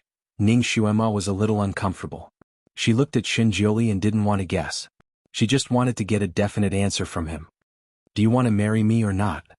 Let's make it clear first, I don't want to be your concubine. If you want to marry me, you can only marry me. I want to be your wife. Do you agree? This girl was really difficult to deal with today. Shinjoli was helpless. Idiot, you should let the man do the marriage proposal. Humph, I am the one who wants to marry you, and you still don't want to give me an answer. If I were to wait for you to beg me, wouldn't I have to wait for God knows when? Come on, answer me. Ning Xuema was like a bully who was forcing him to marry her. She almost grabbed his collar and forced him to agree. Shinjoli was pestered by her to the point that he had no choice but to harden his heart and say, I will tell you when you reach Earth rank level 8. Ning Xuema, she felt even more uncomfortable. Was it that difficult to say yes? Why did he have to wait for her to reach level 8 before he could tell her? He was clearly delaying things. Even if the Almighty didn't want to say it, she couldn't force him to say it with a knife. Ning Xuema didn't want herself to think too much, but she had to. Could it be that he was just teasing her because he found her fun? Naturally, Shinjoli could tell that she didn't look good, but he could only pretend that he didn't see it. He urged her, alright, let's stop chatting. You should practice martial arts. Ning Xuema's heart was burning with anger. She turned over and sat up in his arms, but she didn't want to meditate. She swung her small feet on Kiran's body. I don't want to practice martial arts today.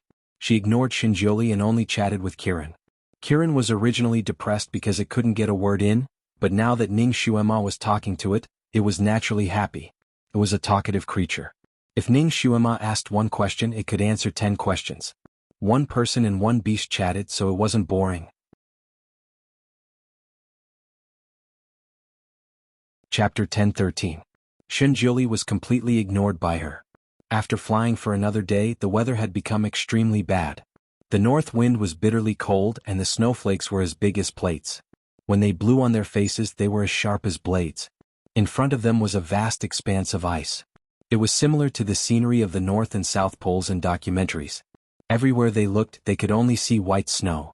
Snowy mountains, snowy valleys, snowy peaks. There were no other colors between heaven and earth. The ground was covered with a thick layer of ice, and on top of the ice was a thick layer of snow.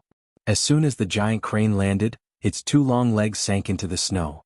It was so scared that it screamed and almost flipped over the carriage on its back. In such extreme cold, Gu Zian was wearing a cotton coat. Even so, when he opened the carriage curtain, he was sucked in a large mouthful of icy wind. He choked and coughed for a while. Seeing such deep snow, he did not want to come out of the carriage. His gaze fell on Ning Xuema. Where is the ice flame flower? Ning Xuema only replied with one word, find it. Gu Zian was stunned. He looked around and could not see the end of the vast expanse of ice. How was he going to find it? How am I going to find it? How long will it take? He had not even started looking, but he was already worried. Ning Xuema smiled coldly. There are so many people running around for you. We are not annoyed, but you are? This sentence made Gu Zian choke. At this time, he knew that his life was in the other party's hands. This girl was not someone he could offend, he said embarrassedly. Madam Ning, you misunderstood. I feel bad for causing everyone to suffer in the cold. Since you feel bad, then stop talking nonsense. Ning Xuema was still angry and did not want to listen to his nonsense. As expected, Gu Ziyan did not dare to say anything. He felt that Madame Ning's anger today was too big. He could not help but look at Han Shangyue.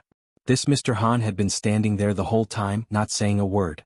As for his expression, his skill was too shallow.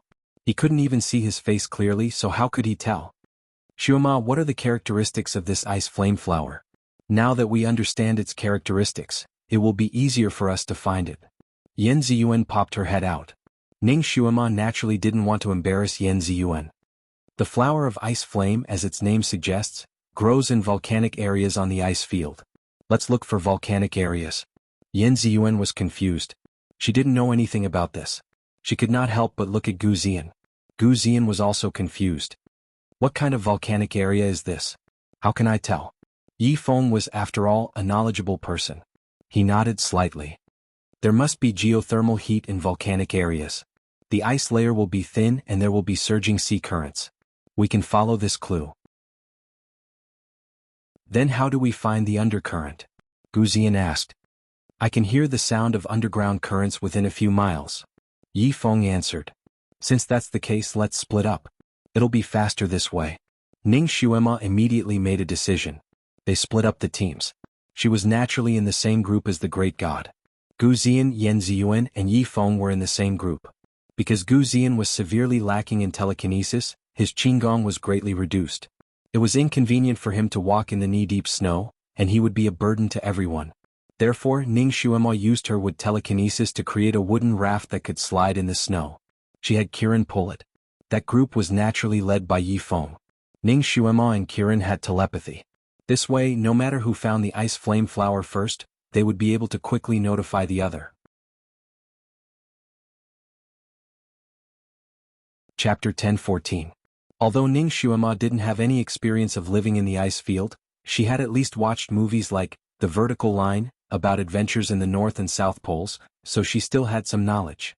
She told them to pay attention to dangerous places like snow holes and crevices. Naturally, they also had to pay attention to avalanches. She knew that Kirin wasn't very reliable in this aspect, so she simply told Yi Feng about her experience and told him everything she could think of. Yi Feng noted it down one by one. Shinjuli listened faintly at the side and said after a moment, "So you're so long-winded too." She was really attentive to her friends. Ning Xuema ignored him for the whole day and still didn't want to talk to him, so she pretended not to hear Shinjuli's words. After a few more words, Shinjuli finally lost his patience and pulled her hand to leave. "If you continue to be long-winded, I'll leave." Heaven and earth were vast and the whole world was silvery white. The surroundings were very quiet, as if all sounds were swallowed by the thick snow. A pair of beautiful people in white walked together with the wind. Wherever the two of them passed, the snow was forcefully blown away by the wind, creating a path.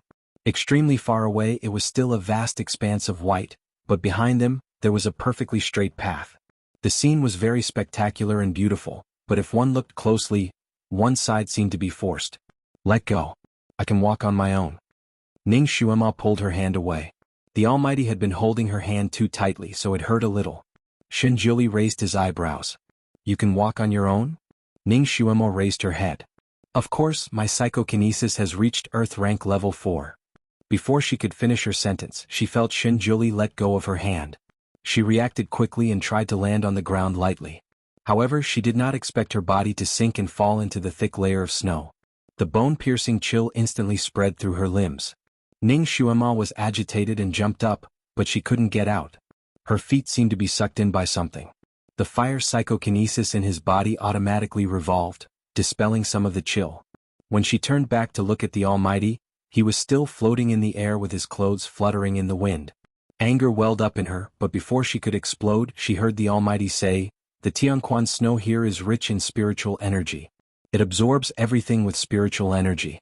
If you want to leave by yourself, you have to absorb all the spiritual energy here." Ning Xuema. "Guru, how wide is this Tianquan snow?" Shinjuli's voice was still as light as flowing water, but Ning Xuema could hear the hint of a smile in his voice. "It's not wide, only about 10 miles in radius." Ning Xuema, within a radius of 10 miles? Ning Xuema, "Guru, how long will it take for me to absorb all the spiritual power here?"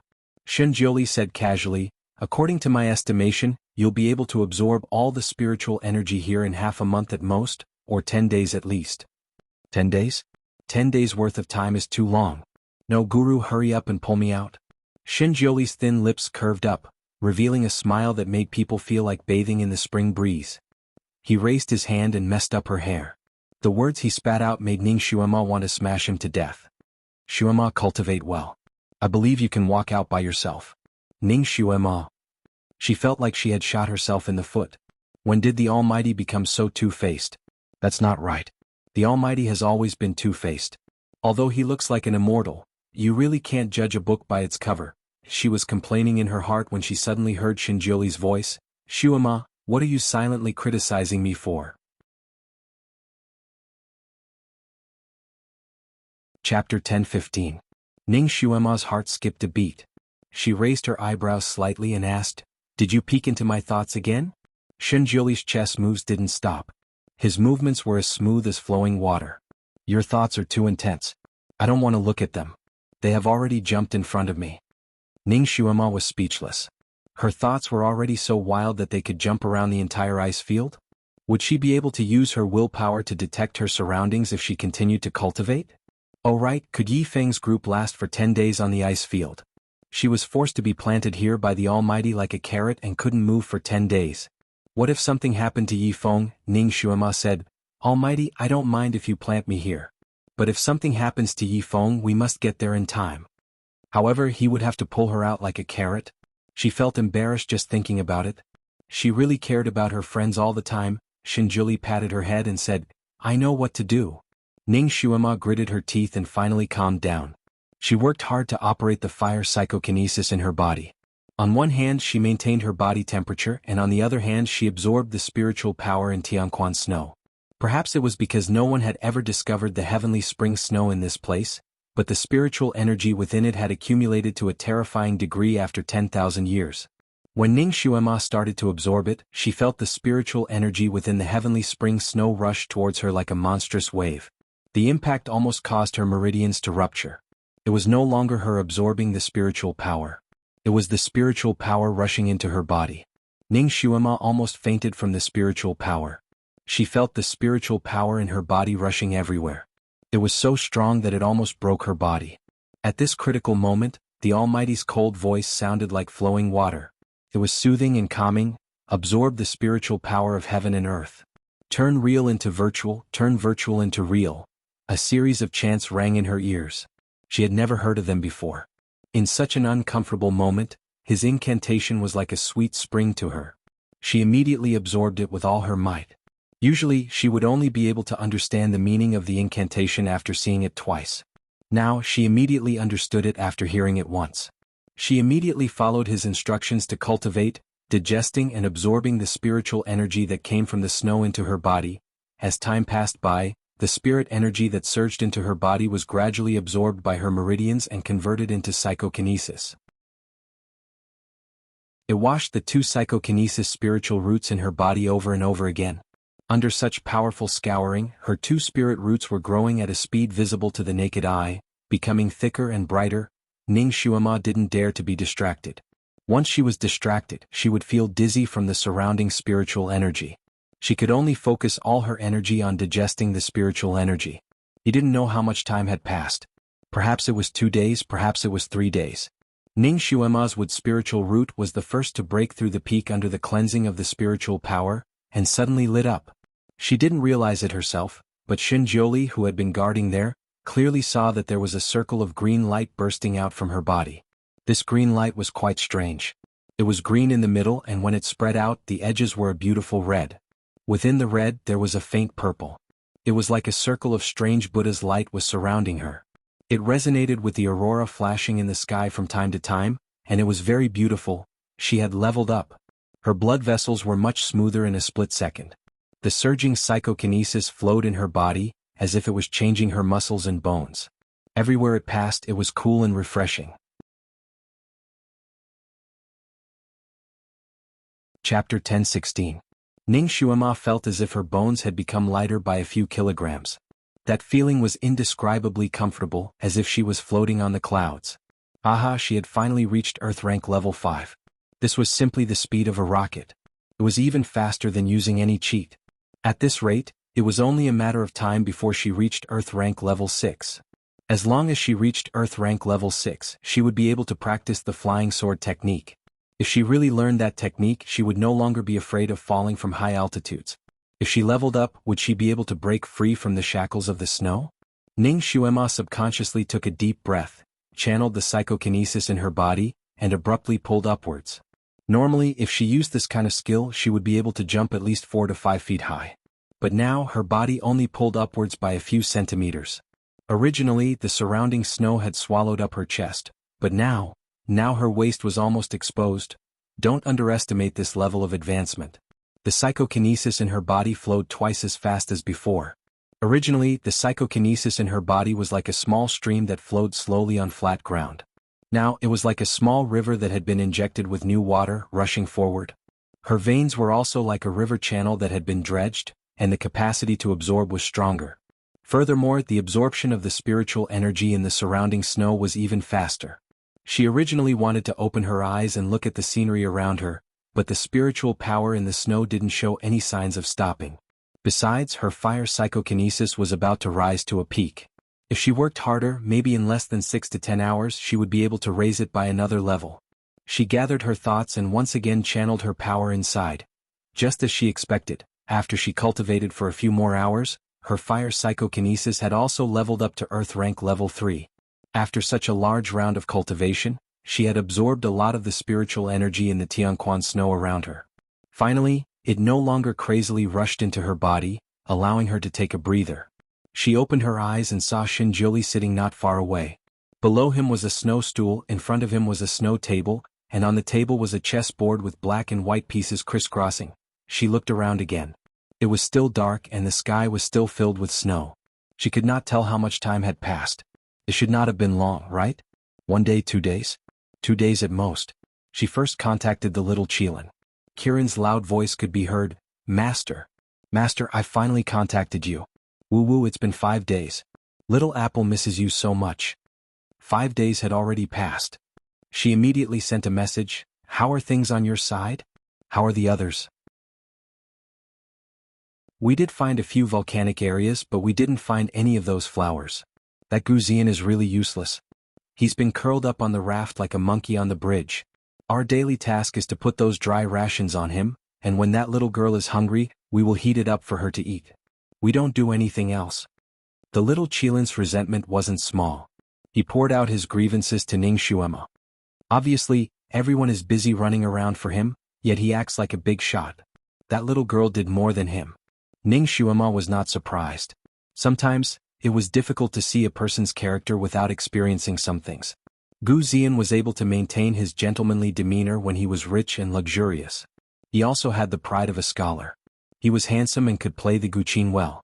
Naturally, he was able to win the admiration of everyone. In particular, such a person could move the hearts of young ladies the most, making their hearts rise and fall with his attitude. Chapter 1017. Once he experienced real hardships with Gu Zian, the flaws in his character would be exposed. For example, selfishness, laziness, and heartlessness. When he was with Ning Xuema, these flaws in his character were already exposed. Now that he was with Yi Feng and the others in such a harsh place for 5 days, it was natural that more of these flaws would be exposed. What about Yi Feng? Ning Xuema asked. Yi Feng is all round. Kirin praised. At night, he built the igloo to keep everyone warm, looked for undercurrents, repaired the broken wooden raft, and fought with the snow wolves. He did almost all of it by himself. I dare to bet that if it weren't for him, that Gu Zian wouldn't have survived a day here. He would have died long ago. What about Ziyuan? How is she? That chick? Well, besides blindly falling in love with a scumbag, that chick is also a responsible person. When the snow wolves attacked, she also fought. Her arm was scratched and Gu Zian said a lot of strange things. I'm so angry. If Master didn't tell me in advance, I would have killed him with my claws. They actually encountered a pack of snow wolves? Although Ning Xuema didn't see the battle, it must have been very dangerous. Otherwise, Yin Ziyuan wouldn't have been injured. What's going on? Tell me. Ning Xuema had been cultivating here for 5 days, so she naturally wanted to know the specific situation over there. Kirin was a chatterbox. As expected, she vividly described the situation at that time. It turned out that their group had been running around for a day without any results. They were all cold, hungry and tired. Yifeng found a place to shelter from the wind and used ice to build the igloo again. The ice shell under their feet was very hard, so it wasn't easy for Yifeng to get the ice. It took a lot of effort to get a piece of ice. Therefore Yifeng's igloo was not very big. It could barely accommodate 3 people. Gu Ziyan had been holding it in for a few days. This time he couldn't hold it in any longer. He said that it was too crowded in here and that it wasn't good for his recovery. It was also bad for Yan Ziyuan's health. He politely asked Yifeng to build another one. There was really no need to squeeze in with them. If Ning Xuema were here, she would probably throw Gu Ziyan out without a second thought and let him build an igloo by himself. Don't be so picky when you're using someone else's. However, Yifeng always put Yan Ziyuan's wishes first. He didn't want to argue with Gu Ziyan and put Yan Ziyuan in a difficult position. Therefore he came out quietly and endured his fatigue to build the second house. While he was busy outside, Yan Ziyuan came out of the igloo and helped Yifeng move the ice. She didn't know if it was because she couldn't bear to see him like this. Yifeng naturally didn't want her to do it. He asked her to go back and rest. Gu Ziyan also came out and said that he couldn't let brother Yi work alone. He also started to help. However, he didn't have enough psychokinesis. His hands were more delicate than a woman's. He only managed to pry 2 pieces of ice off, and a layer of oily skin was worn out. Not only that, his hands slipped and the ice fell to the ground. It hit his foot, causing a big bruise on the back of his foot. Yan Ziyuan felt sorry for him. She applied ointment for him and asked him to go back to the igloo to rest. Gu Ziyan stubbornly said that he wanted to go through thick and thin with Yan Ziyuan. If she didn't rest, how could a man like him rest? Yan Ziyuan had no choice but to take him to rest. Chapter 10:18. Yifeng spent a lot of energy to build a smaller igloo. Yan Ziyuan's igloo was covered with 2 layers of snow wolf fur, and the door was also made with snow wolf fur to block the wind, so it was warmer. Because all the warm things were used for the other igloo, Yifeng's small igloo had nothing left. Only the half of the bearskin he was wearing could at least ward off the cold wind. Among their group, Yifeng spent the most energy and was also the most tired, so his rest time was also the shortest. He was also exhausted. After the igloo was finished, he asked Kirin to help keep watch for a while, and then he went into the igloo and fell asleep. Kirin pulled the wooden raft every day, so it was actually quite tired, so it fell asleep at the door of Yifeng's igloo. Although Gu Ziyan and Yan Ziyuan were always together these days, they didn't have time to be alone, so of course they couldn't find a chance to be intimate. The igloo was transparent, so they could see the layout of each other's igloo, so every move of the 2 people in the igloo could be seen clearly. He saw that Yifeng didn't keep watch at night, but was resting, so he wanted to be intimate with Yan Ziyuan. He always felt that in the past few days, Yan Ziyuan's eyes fell on Yifeng more and more. Although she was still cold to Yifeng and gentle to him, Gu Ziyan, he had a sense of crisis that his sweetheart was about to leave him. Although Gu Ziyan made Yan Ziyuan be dead set on him with the twin life curse, he was still worried, fearing that Yan Ziyuan would suddenly wake up during this period. If that happened, then he would really lose everything. So he made up his mind and wanted to take advantage of Yifeng sleeping in the other igloo to completely take Yan Ziyuan for himself. Once a woman's body was taken over, her thoughts would only be with that person. Even if she suddenly regained her memories, she could only accept her fate. He was originally lying side by side with Yan Ziyuan on a few snow wolf skins, with a certain distance between them. Since he had this thought, he reached out and tried to hold Yan Ziyuan in his arms. Yan Ziyuan, who was originally in a daze, was woken up by his hug and kiss. She was an innocent girl who didn't know anything about relationships between men and women. Although she loved Gu Ziyan, she had never thought of having physical contact with him. Gu Ziyan's passionate kiss made her heart palpitate. Yan Ziyuan subconsciously wanted to avoid it, but since Gu Ziyan had already made up his mind, he naturally wouldn't allow her to avoid it. He coaxed her gently in her ear and took the opportunity to kiss the sensitive spots on her face. He boasted that he was talented in both literature and literature, so naturally there were many girls who liked him. Among them, there was no lack of women who liked romantic occasions. These women were more shrewish and bold, and many of them took the initiative to throw themselves into his arms. His thinking was the thinking of men in that era, occasionally lingering in romantic occasions as a kind of elegant thing. For women who took the initiative to throw themselves into his arms on such occasions, he naturally wouldn't refuse. At most, he wasn't like other rich playboys who were not picky. When he met someone he liked, he would also choose a few pleasing and artistic women to sleep with, so he still had some means in this regard. Although he wasn't a flirting master, he still had some means to make women addicted. Yan Ziyuan was also obsessed with him because of the twin life curse. Gu Ziyan thought that he would succeed smoothly, but he forgot that Yan Ziyuan was a real virgin. She didn't understand this at all. Chapter 10:19. Therefore, when Gu Ziyan kissed Yan Ziyuan, she was still obedient and let him do whatever he wanted. However, when he started to have other thoughts and started to touch her, she struggled as if she was scared. Yan Ziyuan also knew a bit of kung fu, so she unconsciously used her knee and bumped into his private part. Therefore, Gu Ziyan groaned and rolled to the side. He was in so much pain that he broke out in a cold sweat. Yan Ziyuan finally got her freedom. She was panicked and confused. She didn't dare to stay in the same room with Gu Ziyan. She broke free from his restraint and wanted to run out. Later, when she heard something behind her, she turned around to look at him. She was shocked when she saw Gu Ziyan rolling around in pain. She walked back to him and wanted to see how he was doing. However, Gu Ziyan took the opportunity to push her down and forcefully hold her down. He whispered in her ear that they were going to be husband and wife, and that this was the duty of a husband and wife. If she really liked him, then she had to accept him. When he said this, although Yan Ziyuan was scared, she didn't dare to struggle anymore. Because it was too cold, when her bearskin coat and cotton-padded jacket were taken off, she was shivering in fear and cold. She was shivering in her unlined clothes. Gu Ziyan was completely aroused by her. He half raised his body and began to take off his clothes. He took them off too quickly. After taking them off, he pressed Yan Ziyuan down on the bearskin again. Coincidentally, the commotion in his room had alarmed the little Qilin who was lying outside and taking a nap. When it saw that the situation in the igloo was not right, it immediately turned into a cat and flew over.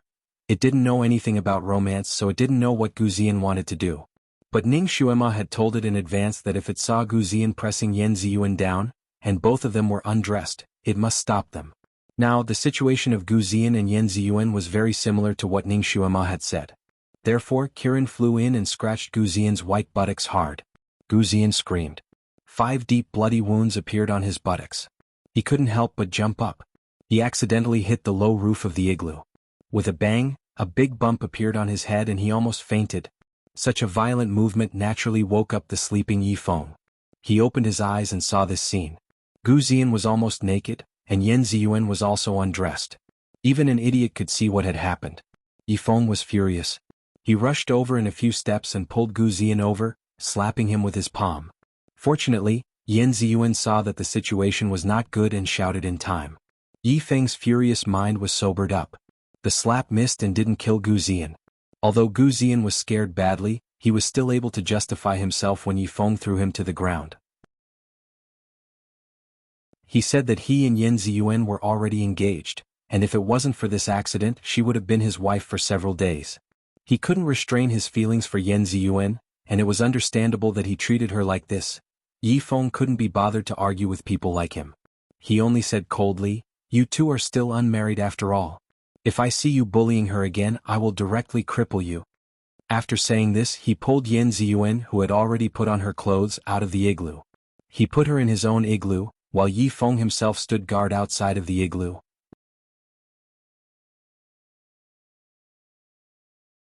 Chapter 10:20. After such a ruckus, Yi Feng, who had not had a good rest for several days and nights, did not dare to sleep anymore. Over the past few days, he and Kirin had been taking turns to keep watch at night. Kirin was not very reliable, so Yi Feng did not dare to put the heavy responsibility of keeping watch on him. Only when he could not hold on any longer would he let Kirin take over for a while. After such a thing happened, he simply did not want to sleep. And Gu Ziyan, who had lost so much face this time, did not dare to mess around anymore. He was angry and hateful, but he did not dare to really lose his temper. Although Yi Feng had been merciful to him, it was only for the sake of Yan Ziyuan.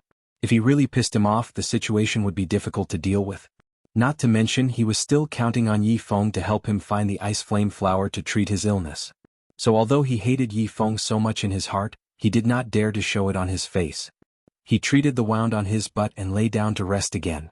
Perhaps the smell of blood on his body had spread too far, or perhaps it was just a coincidence. In the latter half of the night, they were surrounded by a pack of snow wolves. In fact, they had encountered snow wolves along the way, but they were only in 2s and 3s. Other than giving Yi Feng and the others a few wolf fur mattresses, they did not pose a threat to them. But this time there was a large pack of snow wolves. There were a total of 200 to 300 of them. Kirin was originally sleeping with Yan Ziyuan in the igloo. When she heard the commotion, Yi Feng had already started fighting with the pack of wolves outside. The snow wolves here were unusually tall and fierce. Because it was not easy to find food on the ice field, their eyes were all red from hunger. Moreover, they were led by a wolf. By the time Yi Feng discovered them, they had already been surrounded. Yi Feng ordered Kirin to take care of the 2 people in the igloo while fighting with the pack of wolves in the snowstorm. Because Gu Ziyan and Yan Ziyuan were in 2 separate igloos, Kirin could only guard one igloo and not the other. It also had a problem with Gu Ziyan, so it mainly guarded the igloo where Yan Ziyuan was. When it saw that Gu Ziyan was in danger, it reluctantly went to help. In the face of life and death, Gu Ziyan naturally did not dare to pretend to be weak. He shouted for help and tried his best to defend himself. Fortunately, the door of his igloo was very narrow and only one snow wolf at a time. The snow wolves were ferocious. With his current strength, he was no match for them. If Kirin did not rush over to help him and tear the snow wolves into pieces in time, he was afraid that he would not be able to hold on for more than a quarter of an hour. Kirin felt that this was not a solution, so it let Gu Ziyan ride on its back and sent him to meet up with Yan Ziyuan. The 2 of them were in the igloo, so Kirin would not be tired from running back and forth. Moreover, the 2 of them would be safer. However, Gu Ziyan was frightened by the pack of wolves outside and did not dare to come out of the igloo no matter what. Yan Ziyuan, on the other hand, saw that the situation was not right and immediately rushed out of the igloo where she was hiding. She wanted to meet up with Gu Ziyan. She rushed out too recklessly and did not inform Yi Feng and Kirin in advance. When Yi Feng realized that something was wrong, Yan Ziyuan was already surrounded by 4 or 5 snow wolves. Yi Feng was originally looking for the leader of the pack of wolves. When he turned his head and saw the situation, he was frightened. He ignored the wolves around him and rushed towards Yan Ziyuan. He finally saved Yan Ziyuan, but one of Yan Ziyuan's arms was bitten by a snow wolf.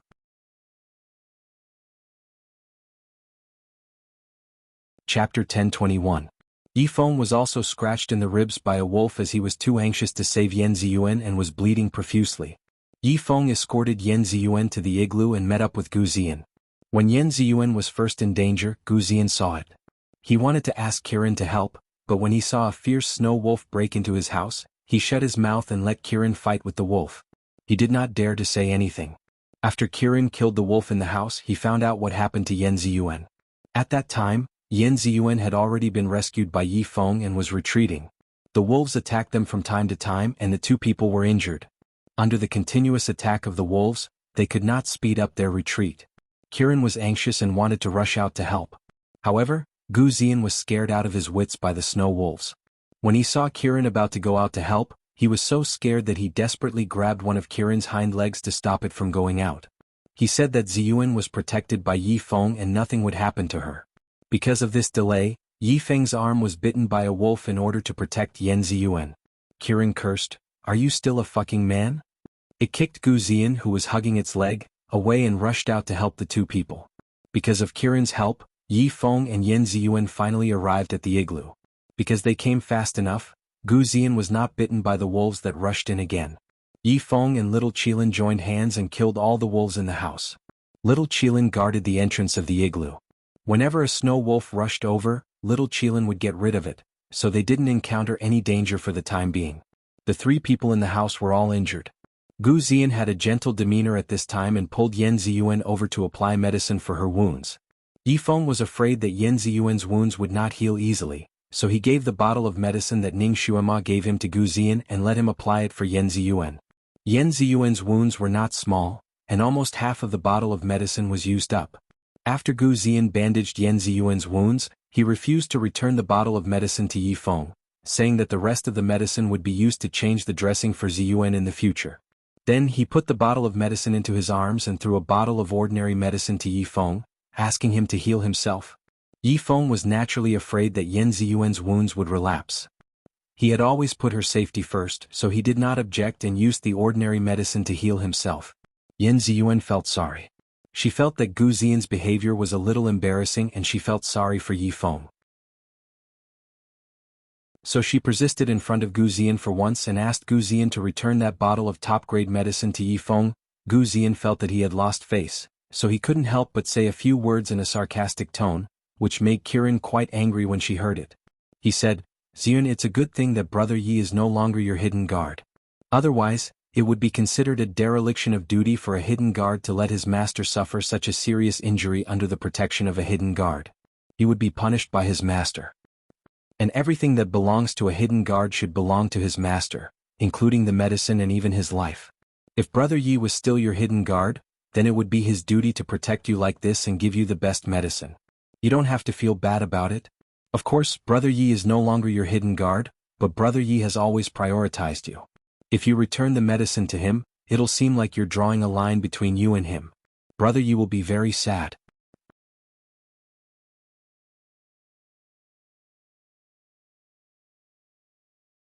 Chapter 1022. These words were said in a dignified manner, but they weren't. Yifeng glanced at Gu Ziyan. He couldn't be bothered to argue with him, so he didn't say anything. On the other hand, Kirin, who was blocking the entrance and killing the wolves, turned around and scolded, "Bullshit." Yan Ziyuan held back for a moment, then finally said, "Ziyan Yifeng's identity is now my older brother, not a hidden guard. His injuries are so serious, normal medicine can't stop his bleeding at all. You should return the medicine so that he can recover quickly. There are still so many wolves outside. They haven't retreated yet, so who knows what they're planning." This was the first time Yifeng heard her call him older brother. His heart trembled, and his fingers that were applying medicine trembled slightly. He didn't need to ask to know that Ning Xuema must have told Yan Ziyuan about her past life, and Yan Ziyuan obviously trusted Ning Xuema, so she naturally believed in that past life. Her words meant that she acknowledged him as her older brother. Ever since Yifeng left the Sun Moon sect and came to her side, Yan Ziyuan had been even more blunt with him. When he appeared in front of her, she once pointed at his nose and told him to scram. She said that he was the person she hated the most in her life, and the person she didn't want to see the most was also him. She said that if he really wanted her best, then he shouldn't appear in front of her again. Those words were extremely hurtful, and it also caused Yifeng to leave dejectedly. From then on, he really didn't appear in front of her again. It wasn't until her wedding that he appeared with Xinjioli and Ning Xuema. Until now. On the way here, Yan Ziyuan was still cold to him, obviously rejecting him. Even if Yifeng sat across from her, he still felt like there was a thorn in his back. This was the first time she had spoken up for him. It was also the first time she had called him her brother. Gu Ziyan's heart was in turmoil. Just as he was about to say that he was fine and that he would keep the medicine for her, Gu Ziyan spoke again. "We are now hiding in this ice house. With Kirin guarding the door, they won't be able to get in. They won't be able to take advantage of us anymore and will slowly disperse. We won't be in any danger anymore. Brother Yi can stay in the house and heal himself. There's no need to waste such a good medicine. Don't you agree, Brother Yi?"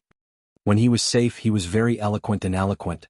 Even he himself felt that what he said was the truth, so he became more and more confident. Although Yifeng had willingly given the medicine to Yan Ziyuan, he still felt uncomfortable when he heard Gu Ziyan's words. He coldly glanced at Gu Ziyan, thinking that this person's character was so low. What if Ziyuan still loved him after the twin life curse was broken? Wouldn't he be wronged for the rest of his life? Yan Ziyuan also faintly felt that the person she loved was not right in terms of character, which made her feel slightly disappointed. After going through such a series of crises, the disgust she had for Yifeng in her bones was gradually disappearing. Her gaze could not help but linger on his body. She was quite disapproving of Gu Ziyan's words. Just as she was about to say something, she suddenly heard a loud bang and the ice house shook. Everyone looked out in surprise and found that the pack of wolves had scattered around the ice house. They were no longer blindly rushing in from the door. They were actually using their bodies to desperately hit their ice house. Because the ice house was mainly used to keep out the cold, it was not particularly sturdy. After being hit by the pack of wolves for dozens of times, it showed signs of collapsing.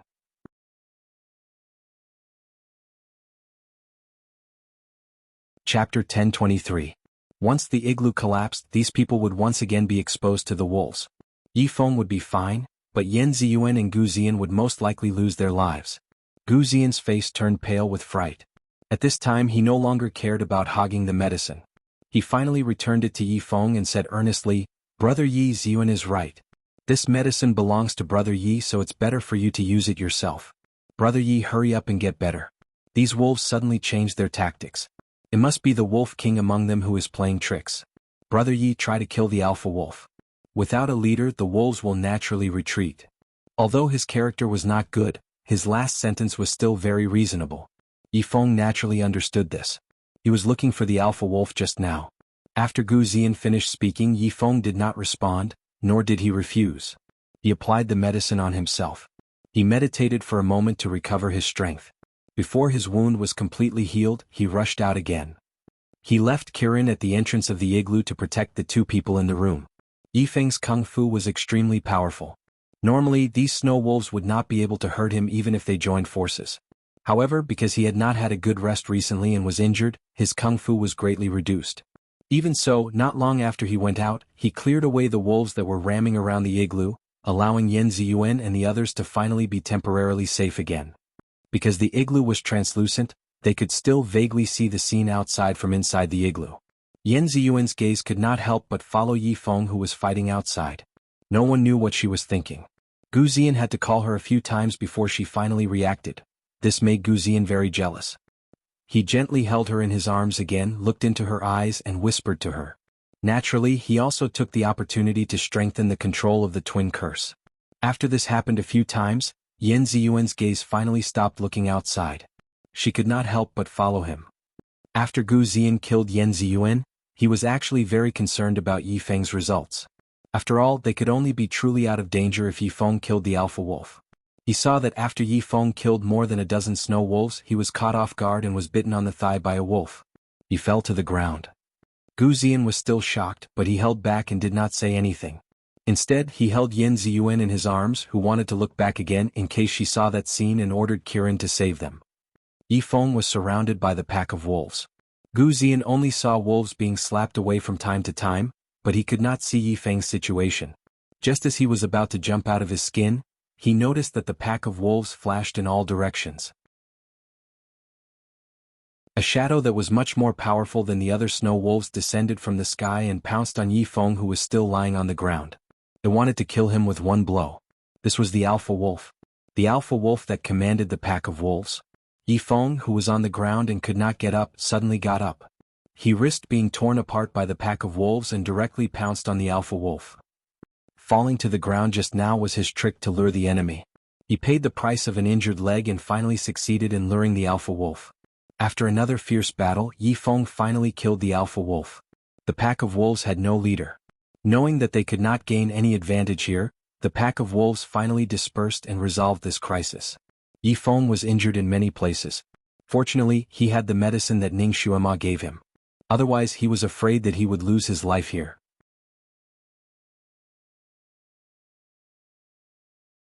Chapter 1024. By the time Ning Xuema got in touch with the little Qilin, the crisis had only been resolved for 4 hours. Kirin told Ning Xuema about what had happened over the past few days. After half an hour, Ning Xuema finally understood the situation over there. Gu Ziyan's behavior was also within her expectations.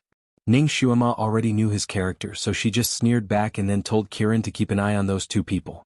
She must not let Gu Ziyan take advantage of Yan Ziyuan again. Originally, Ning Xuema had an idea. If Yan Ziyuan still loved that man blindly after the twin curse was broken, then she would fulfill their wish and let them fly together. But after this series of events, she completely understood the nature of this child Gu. He was a standard scumbag. So Ning Xuema secretly made up her mind. If it really came to that, she would get rid of this scumbag and let Yan Ziyuan completely give up on him. She would rather let Yan Ziyuan hate her in the future than watch her jump into the fire pit. She asked a few people about the current situation. The crisis over there had been resolved, and Yifeng was recuperating. Gu Ziyan probably felt guilty, or maybe he knew that he absolutely could not leave Yifeng, so he also took the initiative to go outside to peel the wolf skin and roast the wolf meat so that everyone could recover their strength as soon as possible. Overall, it was peaceful over there now. According to Kirin, Yifeng had already planned his itinerary for tomorrow. He was prepared to go to the southeast of the ice field to take a look, because he had already noticed that the ice flow there seemed to be a little strange. According to his judgment, there should be a large volcanic belt over there. Ning Xuema finally felt relieved. Just as she was about to interrupt the conversation with Kirin, she was caught off guard by Kirin's question, which made her feel embarrassed. Master, these days you and the great god have also searched a lot of places, right? Did you find any clues? Ning Xuema looked at the snow around her.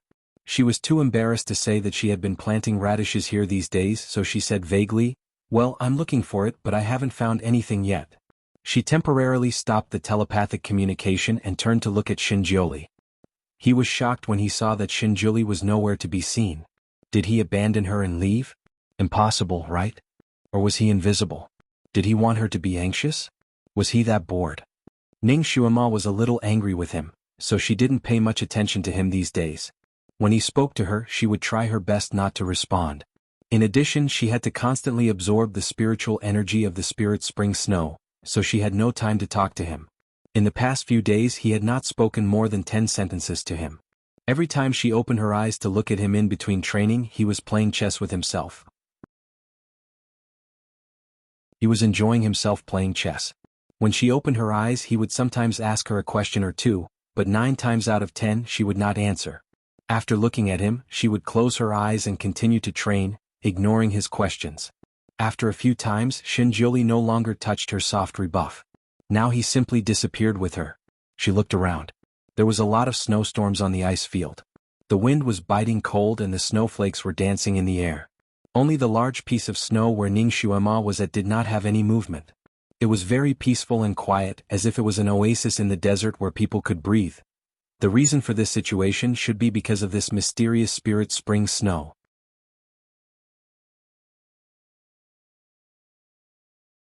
Chapter 1025. She hated the fact that the Almighty was pulling her as he ran, so she didn't see her surroundings clearly and let him go. She was trapped here and couldn't get out until now. Ning Xuema once again tried to struggle outwards, but after struggling for a few centimeters she couldn't break free anymore. It seemed that Shinjioli was right. She had to suck up all the spiritual energy in the spirit spring snow to get out. She closed her eyes and was about to circulate her energy again when she suddenly heard heavy footsteps from afar, as if a small mountain was moving towards her at high speed. Her heart jumped and she quickly opened her eyes. Looking in the direction of the sound, her expression changed. A snow bear. A super snow bear that was twice as big as the one Yifeng killed on Ice Island a few days ago was running towards her like a moving small mountain. Its running speed was not slow. Perhaps it was trying to avoid the ice and snow, or perhaps it smelled Ning Xuema's scent and decided to treat her as its next meal. Therefore, it directly ran towards Ning Xuema's direction. Such a heavy body, but it ran as if it was flying in the snow. In the blink of an eye, it was already at the edge of the snow.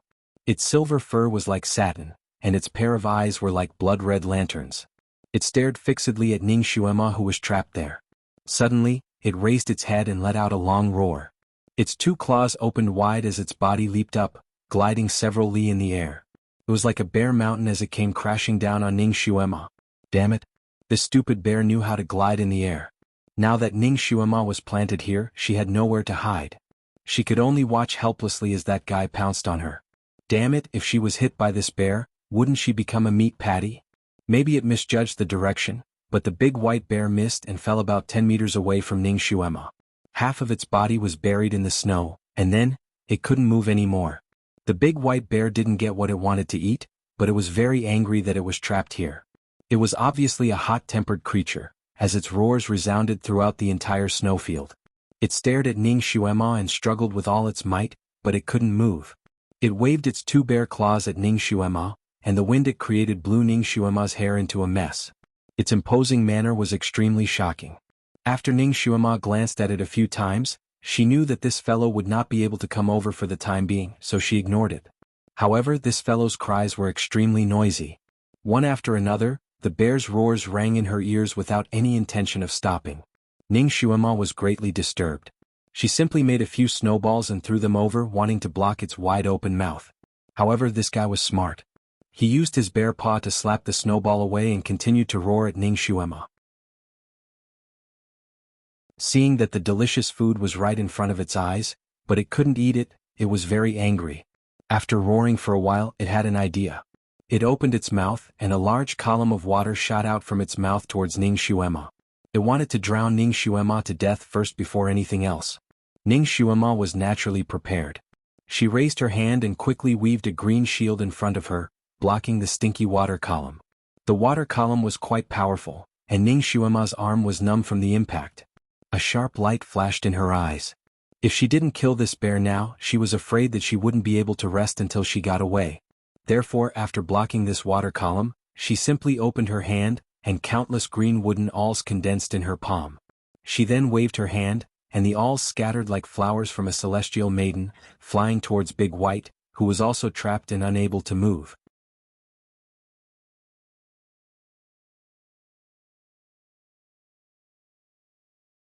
Chapter 1026. The white bear could not avoid it either. Ning Xuema's wooden spikes, except for the ones that were swatted away by the bear's paws, landed on the bear's body. The big white bear's skin was coarse and thick, so the wooden spikes couldn't even pierce through its oily skin in the slightest. Instead, it angered its temper. With a wave of its paw, rows of ice blades shot towards Ning Xuema. A human and a beast were trapped here at the same time, and they began to fight. Since they could not move, they could only use their hidden weapons to attack each other. The white bear relied on its thick skin, and Ning Xuema's hidden weapons only scratched its body. Ning Xuema was also a quick-witted person. She quickly congealed a shield around her body. After she leveled up, congealing these shields was much easier. She could congeal them almost instantly.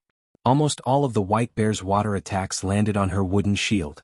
Ning Xuema, on the other hand, wasn't able to deal with it as easily as it did. That thing's body was big and its strength was frightening. The water jets and ice blades it spat out were comparable to cannonballs, causing Ning Xuema's arm to feel numb from the impact. After attacking and defending, Ning Xuema's psychokinesis was depleted by more than half. An idea came to her, and she immediately absorbed spiritual energy from the snow to convert it. After a while, the psychokinesis in her body was replenished again. The white bear seemed to be able to absorb the spiritual energy here as well. After attacking Ning Xuema for a while, it would stop for a while, and then attack her again as if it was injected with new energy. The veins on Ning Xuema's forehead throbbed. It seemed that any creature could absorb the spiritual energy here. She could not go on like this. Although her psychokinesis could help her recover quickly, her physical strength was still limited. In terms of physical strength, she was obviously not the bear's opponent. Therefore, she had to hurry up and get out of the snow mire. Only when her body was free could she have more leeway. In other words, she had to absorb all the spiritual energy here as soon as possible. Of course, once the spiritual energy in this place was sucked dry, she would be able to escape, but at the same time, the big white bear would also be able to escape. Thus, after both of them escaped, she still had a tough battle to fight. However, as long as she could escape, she would have a chance of winning. If she continued to waste time here, she would definitely die. Having figured this out, Ning Xuema fought with the big white bear while crazily absorbing spiritual power into her dantian. Endless spiritual energy surged wildly into her dantian, but it did not leave a trace. Ning Xuema even suspected that her dantian was actually a bottomless pit that could not be filled no matter how much spiritual energy she had. The big white bear replenished another round of spiritual energy. It opened its mouth wide, and a water column several times larger than the previous one came pouring down on Ning Xuema. Ning Xuema's wooden shield shattered instantly. She was shocked and immediately reinforced it with 3 layers of wooden shields. The big white bear roared angrily and the water column doubled in size. The first layer of wooden shield broke, and then the second layer. Ning Xuema's arms were slightly sore, and her forehead was even sweating slightly. However, she did not dare to be careless. She focused all her attention on reinforcing the last layer of shield. At the same time, she was multitasking, increasing the speed at which she poured spiritual energy into her dantian. Slowly, she felt that her waist could move. She was overjoyed and desperately tried to absorb the spiritual energy. Then, her thighs could also move slightly. The spiritual energy in the Tianquan snow was decreasing. She would be able to come out soon. Kacha. Kacha? Ning Xuema was shocked. She looked up and saw that the third layer of wooden shield had a few cracks under the big white bear's powerful water column attack.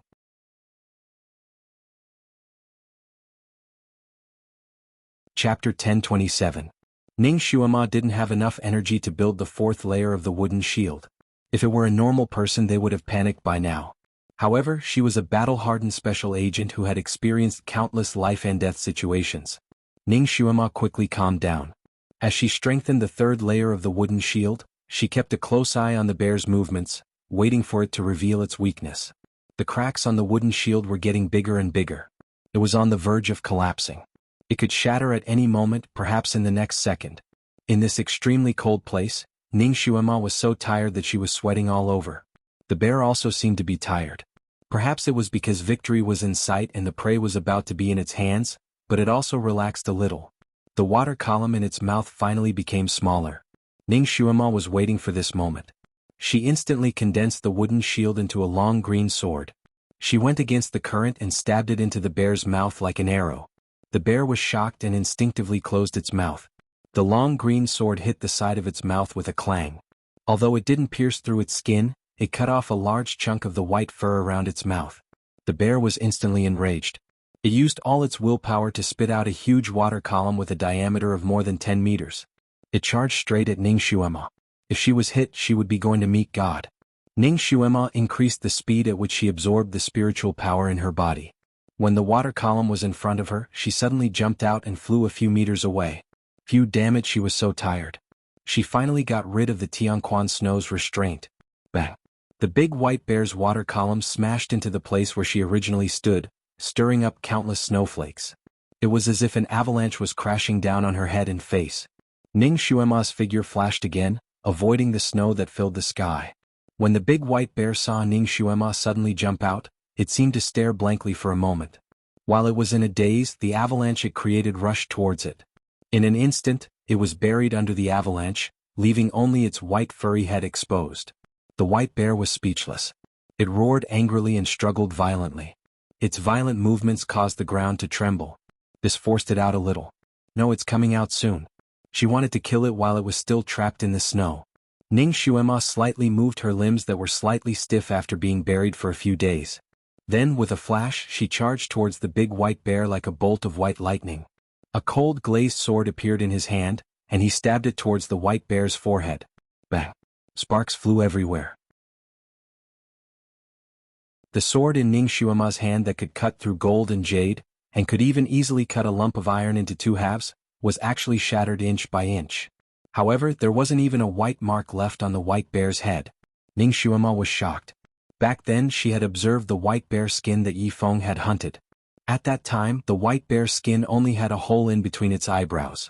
The other parts of the skin were intact. Therefore, she knew that the weak point of this kind of big white bear was between its eyebrows. That was why she had attacked it.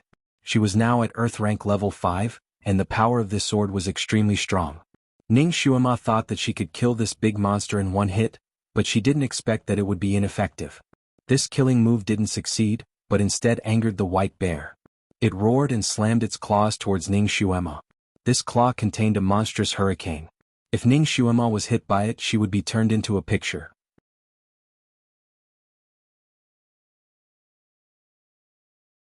Chapter 1028. Luckily, Ning Xuema's footwork was good. Her body was like a feather as she floated away from the bear's palm. She managed to avoid the bear's fatal attack. She flipped in the air and landed on the ground. When she looked at the bear again, her heart sank. The big white bear's mountain-like body had already pulled itself out of the snow. At this moment, it was glaring fiercely at Ning Xuema with its basketball-sized red eyes. The white breath coming out of its nostrils caused the snow on the ground to dance wildly. It was so big. How was it a white bear? It was obviously a mountain god. Ning Xuema stood in front of it like a ping-pong ball in front of a huge snowball. Her entire body was not even as big as one of its paws. Damn it, she was probably the size of a fly in front of it, right? Killing it was like an ant fighting an elephant. This is the Icefield Snow Bear King. It is the second overlord of the ice field. The one that Yi Feng killed could only be considered as a small fry. A voice suddenly sounded in the air not far away. The voice was as elegant as the wind and flowed in the air like an ice spring. Great God! Ning Xuema turned around and saw Shinjiuli floating in the air, his clothes fluttering in the wind. He was indeed invisible just now. He probably saw that she was in danger and showed himself. While Ning Xuema was in a daze, the white bear's water pillar was already smashing towards Ning Xuema's head. If it wasn't for her quick reflexes, the water column would have hit her directly. Ning Xuema managed to dodge in time. The water column hit the ground and the snow on the ground melted quickly, forming a deep crack in the ice. This water column was so powerful. Even the most powerful high-pressure water gun couldn't do this.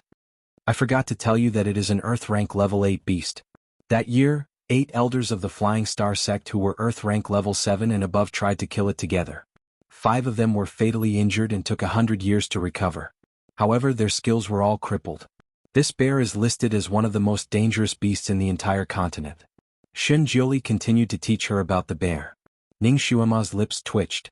8 Earth rank level 7 elders couldn't even win against this thing.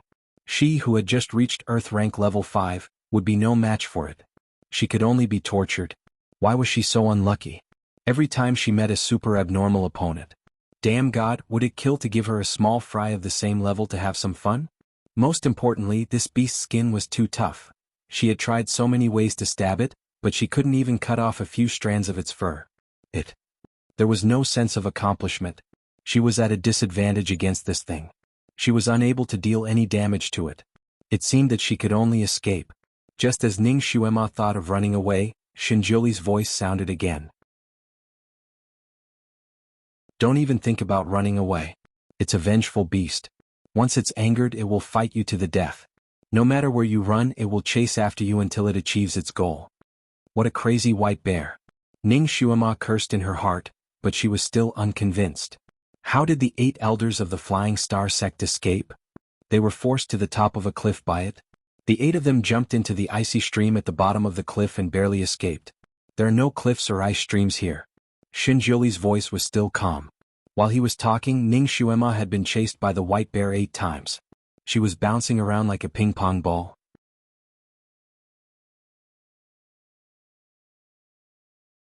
Chapter 1029.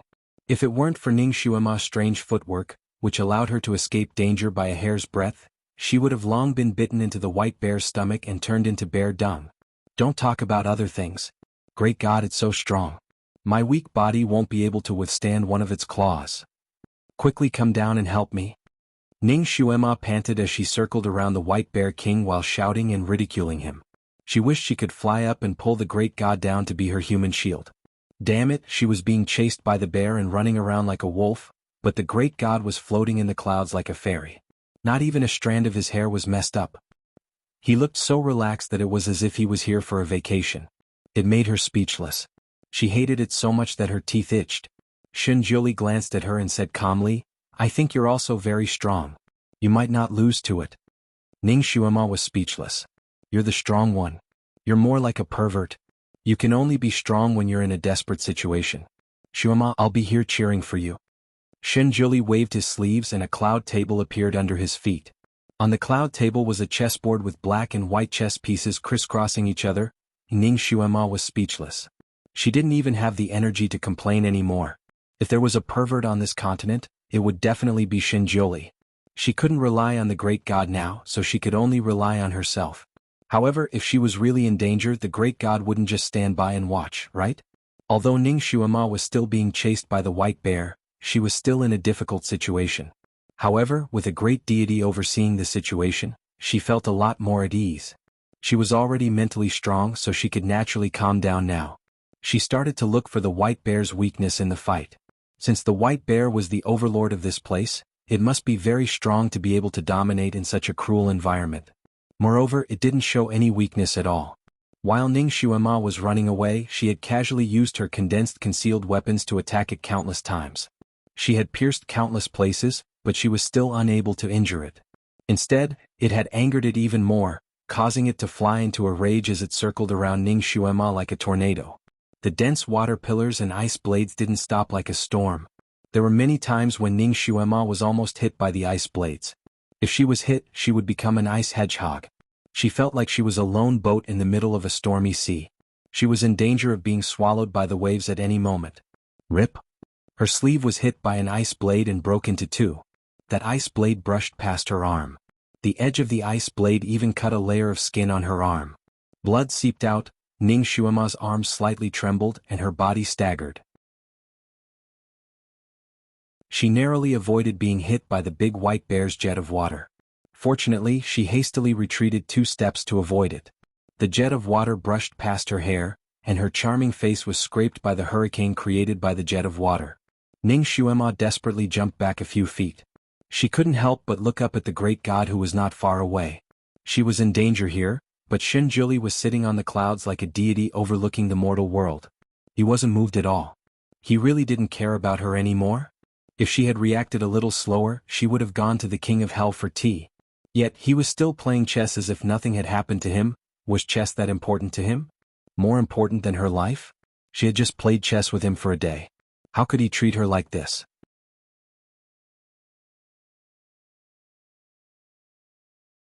Chapter 1030. The Almighty probably wanted her to know that she couldn't leave him. Once she left, it would be difficult for her to move forward. Did he want her to know that she couldn't be angry with him? Or else she would have to pay the price in blood.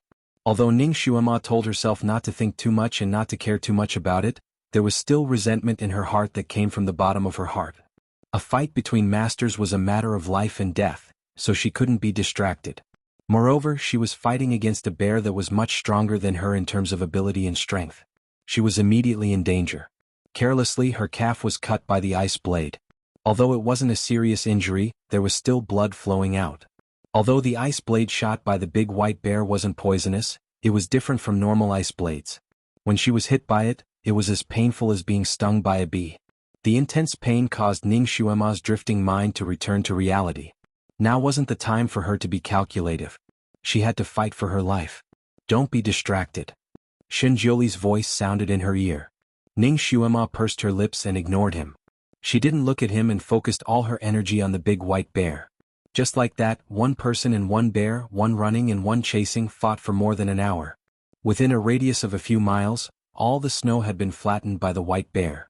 It had turned into a slippery, hard ice surface. However, there were countless ravines on the surface of the ice. Naturally, those were the result of the white bear's water jets. Shinjioli was still playing chess.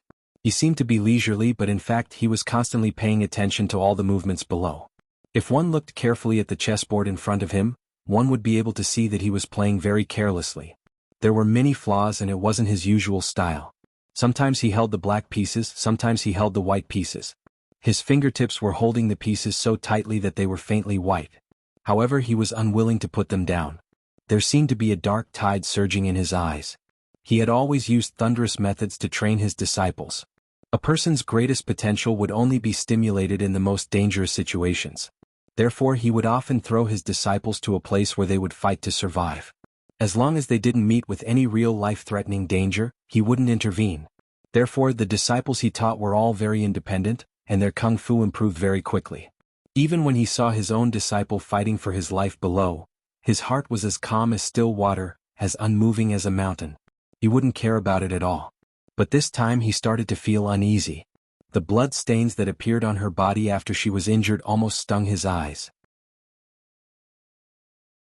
There were several times when he almost couldn't help but make a move. He even crushed one of the chess pieces. But no. This kind of bear wasn't something that could be encountered all the time. It required a lot of luck. If she could defeat this bear by herself, her skills would be greatly improved, and she would also have unexpected gains. But if he helped her, all her previous efforts would be wasted. Moreover, because he had been too worried about her recently, he couldn't bear to let go of her no matter what he did. This was a taboo in training disciples to grow quickly. She had to grow up quickly, she had to become strong quickly. Only then would he be able to stop worrying about her. When that day came, another hour passed. Such a fierce fight made Ning Xuema's clothes soaked with sweat. Even the tip of her nose was covered with droplets of sweat. During this hour she didn't look at Shinjioli again. All her attention was focused on the big white bear. The psychokinesis in her body was completely stimulated by her frequent use of it, and it flowed faster and faster.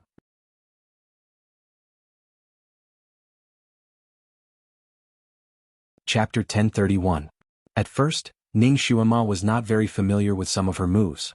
However, after fighting with the white bear for so long, she finally became more familiar with them. Her fire control skills had also improved greatly during the fight. Now, when she used fireballs to attack, she could shoot out 6 at once. Each fireball was the size of a small round table, and they surrounded the white bear from all directions. Although the white bear's water was the nemesis of fire, it could not withstand the number of fireballs that Ning Xuema shot out. Moreover, the angle of attack was very strange, so the white bear could not guard against it. It slapped with its claws, poured water, whipped its tail, and jumped up to dodge. It used all kinds of tricks, and only then did it manage to dodge the fireballs. At this moment, Ning Xuema's heart skipped a beat. When she used her wooden awl and wooden sword, the white bear did not even try to dodge. However, it seemed to be busy with the fireballs that she shot at it. It was actually afraid of fire? Ning Xuema was very good at finding the opponent's weakness in battle. Once she found the weakness, she would kill it. Therefore, she quickly adjusted her fighting style. She used the fire element to attack and the wood element to defend. This was a truly dangerous fight. Although there was a great disparity in strength, because of Ning Xuema's numerous tricks and rich battle experience, she did not fall into a disadvantageous position. Her fireballs became more and more condensed, and the power of her fireballs became stronger. Finally, one of them hit the white bear's chest. Although it did not cause any substantial damage, it still burned a large part of its fur. The white bear was a male. It relied on its smooth, satin-like fur to attract the opposite sex. It was a very vain creature. Usually, it was very narcissistic about its white fur. When it had nothing to do, it would let the female bear it liked smooth its fur. The female bear would be very careful when smoothing its fur because once a few strands were smoothed, it would fly into a rage and slap the female bear away. This showed how much it cared about its white fur. Now, its incomparably precious white fur was burned by this little woman who was not even a pellet in its eyes. It was bald. Its chest hair was bald. The big white bear was enraged. The hair on its body stood up like sharp needles, and it let out an earth-shattering roar. Its claws danced wildly, and a large iceberg quickly formed above its head.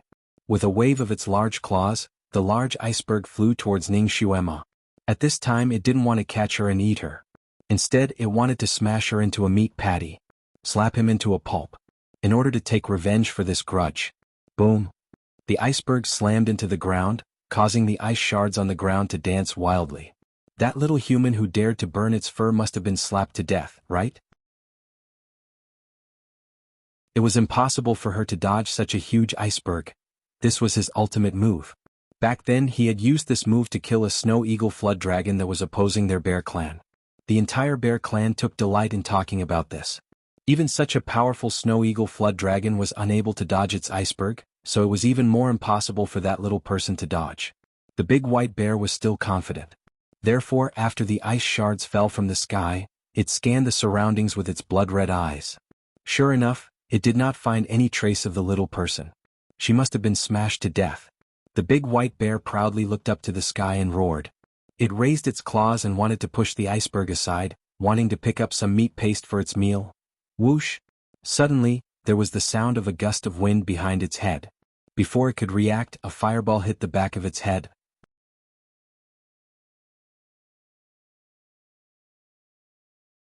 Chapter 1032. The power of the fireball was so great that the mountain-like big white bear staggered. It rushed forward a few steps, only to feel a burning sensation on the back of its head, and its mind was in a daze. It subconsciously stretched out its paw to scratch the back of its head. Bald. Bald again. The big white bear's vision darkened, almost fainting from anger. It turned around to look for the culprit, Ning Xuema.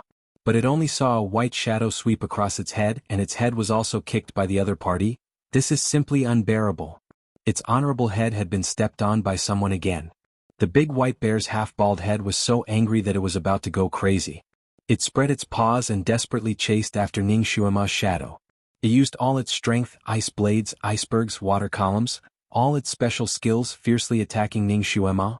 But this time it strangely discovered that the other party had transformed from 1 to 4, then from 4 to 8 and finally from 16. 16 Ning Xuema simultaneously attacked it, making it impossible to defend. Ning Xuema used the shadow clone technique. She was now very proficient in using this technique, especially after her psychokinesis was upgraded, from the original maximum of 8 to 16. Originally, after her shadow clone was destroyed, she had to fight for a long time before she could use it again. But now she was forced to unleash her greatest potential. Every time the big white bear destroyed one, she would immediately create a second one to replace it, so it was always 16 Ning Xuema that surrounded and attacked it. The big white bear was in a rage. It couldn't tell which one was real and which one was fake. But it was also smart. After the initial anger and helplessness, it also thought of a way to distinguish the other party's real body. Although Ning Xuema's shadow clones also made the same attack action, and also released fireballs, but the real lethal fireballs were released by her. The big white bear paid the price of losing another 2 strands of fur. It finally recognized Ning Xuema's real body and attacked it crazily. Ning Xuema had no choice but to quickly change positions with her doppelganger. After 3 or 4 rounds, the white bear was once again in a daze. Shen Jiuli had been watching from the cloud. When he saw Ning Xuema's tricks, he almost wanted to laugh. This little girl was as cunning as a fox. Her performance in battle always had the ability to impress him. He almost wanted to clap his hands and cheer for her. He rarely appreciated a person, but now Ning Xuema made him look at her in a new light. He had lived for so many years, but he had never seen such a smart person. Even when he was young, he should have been like her, right? This girl was as smart as him. His taste in choosing people was really good. The people he liked were really super strong. Now Ning Xuema had started to gain the upper hand. She had already grasped the big white bear's movements and attack patterns, so it wasn't as difficult as before to deal with it. For the first time, the big white bear was so tired from fighting that it was covered in sweat. The sweat almost soaked its fur as if it had been washed with water. Ning Xuema naturally didn't have it easy either. She was also covered in sweat and she was so tired that she wanted to die. She couldn't wait to lie down on the snow and roll around a few times to rest. But she couldn't. She didn't have the right to rest before she defeated this fellow. Although she had burned off a few parts of the big white bear's fur, making it look like a spotted pig with mangy skin disease, she hadn't really caused any fatal damage to it.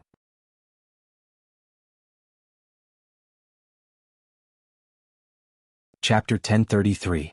Ning Xuema's hidden weapons had almost tested every part of its body. There was no weak point. She still could not find its weak point. During the fierce battle, she was constantly sizing it up, trying to analyze where its weak point was.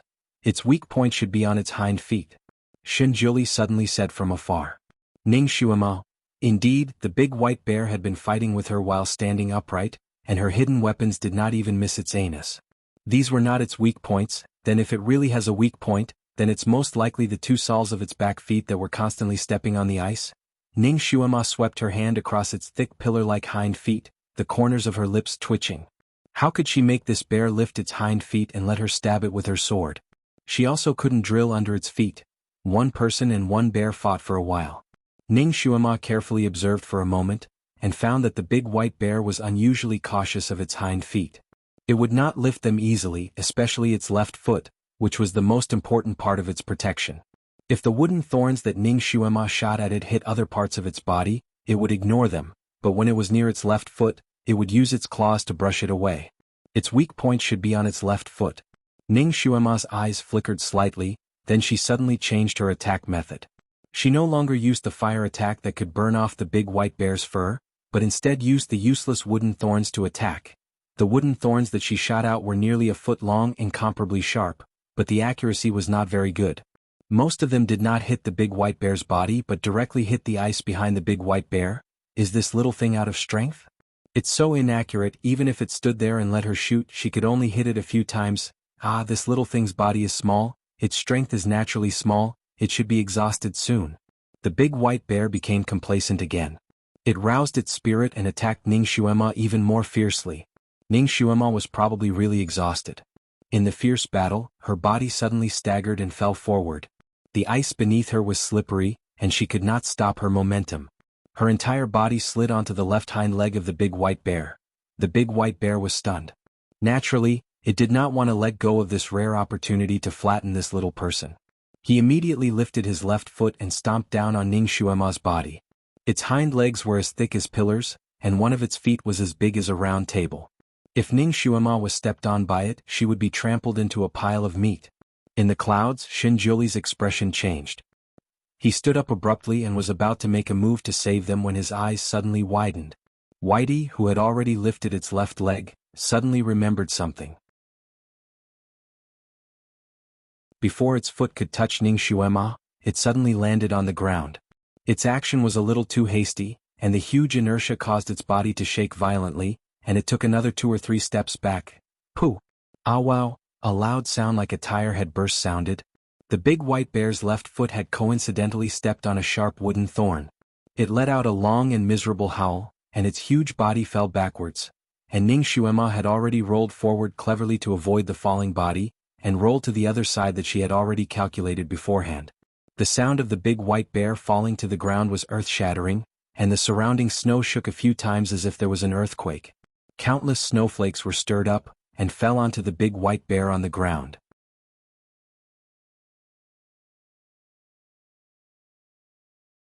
Chapter 1034. The big white bear could no longer get up. It curled up and trembled on the ground. There was a huge wooden spike embedded in its paw, and blood flowed down the side of the spike like a small stream. Its weak spot was indeed under its left paw. In just a short moment, the big white bear was already on the verge of death. It stared unwillingly at Ning Xuema, who was slowly approaching it. It couldn't believe that it would lose to such a small person. Ning Xuema approached it with a tense expression. Then she raised her hand and pulled out the wooden spike from its paw. Fresh blood spurted out like a fountain. The big white bear let out a long howl and finally breathed its last. Ning Xuema's move seemed like a dangerous move, but in reality, it was all part of her meticulous calculations. Every single wooden spike she shot out that seemed to have missed its target had been precisely calculated by her. There was a formation in place. The big white bear moved as if it was flying. When its battle prowess was high, it didn't use much strength when it landed.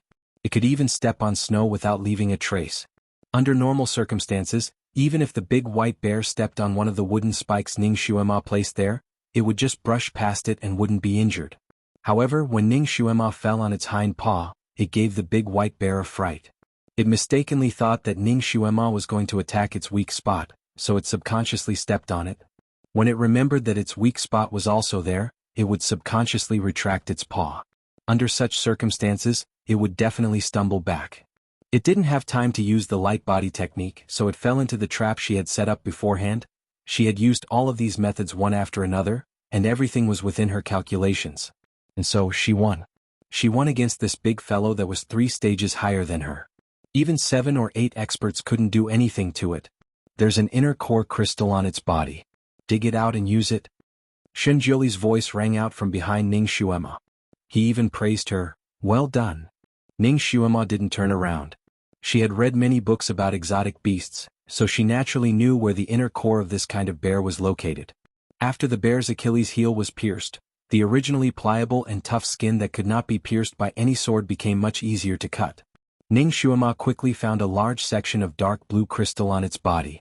This was the first time she had seen such a pure crystal pillar. It was as if there were water ripples flowing on top of it. It was exceptionally beautiful. Retrieving the crystal pillar was not easy, and she was extremely tired.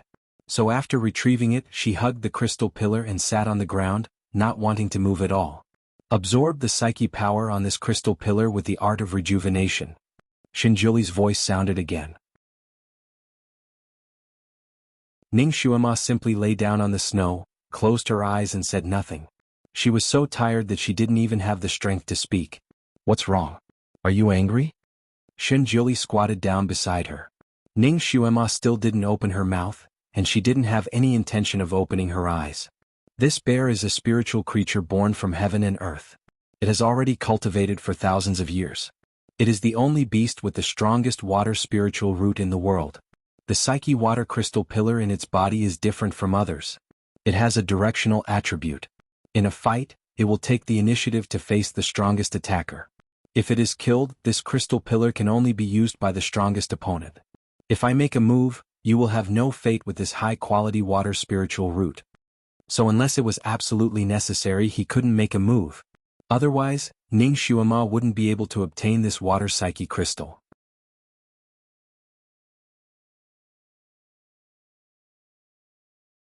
Chapter 1035. After you get this item, the sooner you absorb it, the purer it will be and the more effective it will be. After 10 hours, half of the effect will disappear. Water is wood, it will be very beneficial for your wood psychokinesis. Shenjiuli explained to her and pulled her up. Be good, absorb it while it is still fresh. It turned out that he had been watching from the side without making a move for her own good. He wanted her to get this crystal. Half of the gloominess in Ning Xuema's heart dissipated. However, understanding was one thing and feeling was another. Thinking about how the Almighty was playing chess leisurely by the side when she was fighting for her life, she felt angry. He seemed to be more anxious about the progress of her practice than she was, as if he wanted to make her a peerless master. He was obviously pursuing her, but he was evasive about the marriage. It was as if he was avoiding something. What was he planning to do? Ning Xuema boasted that she understood human nature the best and could read people's minds the best. But she really could not see through him. She was angry, but she would not make things difficult for herself.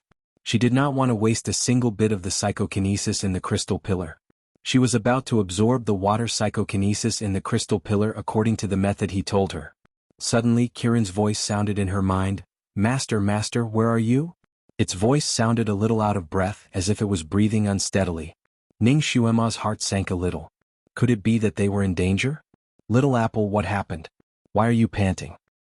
"Master, we have encountered a monster. It was covered in white scales and its body was like a dragon, but it had 2 curved and sharp horns. It had a big mouth and fangs that were half a foot long. There was also an ice ball on its tail.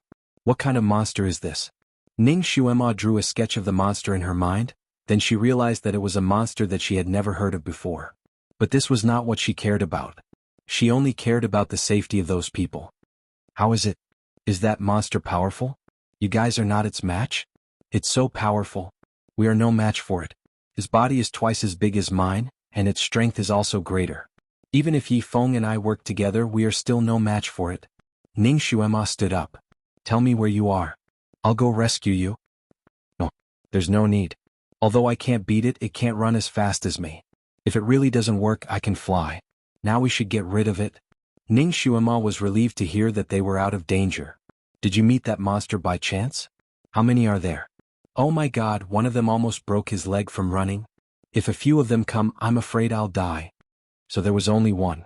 Ning Xuema was even more relieved. "Where did that monster come from? How did you provoke it?" Ning Xuema wanted to understand the habits of this monster. But her question immediately ignited Kiran's negative emotions. It seemed that it had been holding back for a long time, and now it immediately complained to Ning Xuema. "It's all that idiot Gu Xian's fault. He found a large egg at the bottom of an ice slope. Yi Feng said that the egg looked ominous and couldn't be eaten. But Gu Xian laughed at Yi Feng because he didn't even dare to eat an egg. He broke the egg on the spot, saying that the egg was nutritious and could replenish one's strength if eaten raw. In the end, when the egg was broken, it attracted the mother of the egg. It was that big monster. It flew into a rage and chased after us to bite us. If I hadn't run fast enough, we would have been finished this time." You're tuning in to the Han Li's Wuxia Adventures YouTube channel. We're so grateful for your support, and don't forget to subscribe to join us on this incredible journey through captivating stories. Your generosity through donations truly makes a world of difference, as it's the primary source of revenue that allows me to expand and enhance this channel for you. Thank you from the bottom of my heart for being a part of this adventure.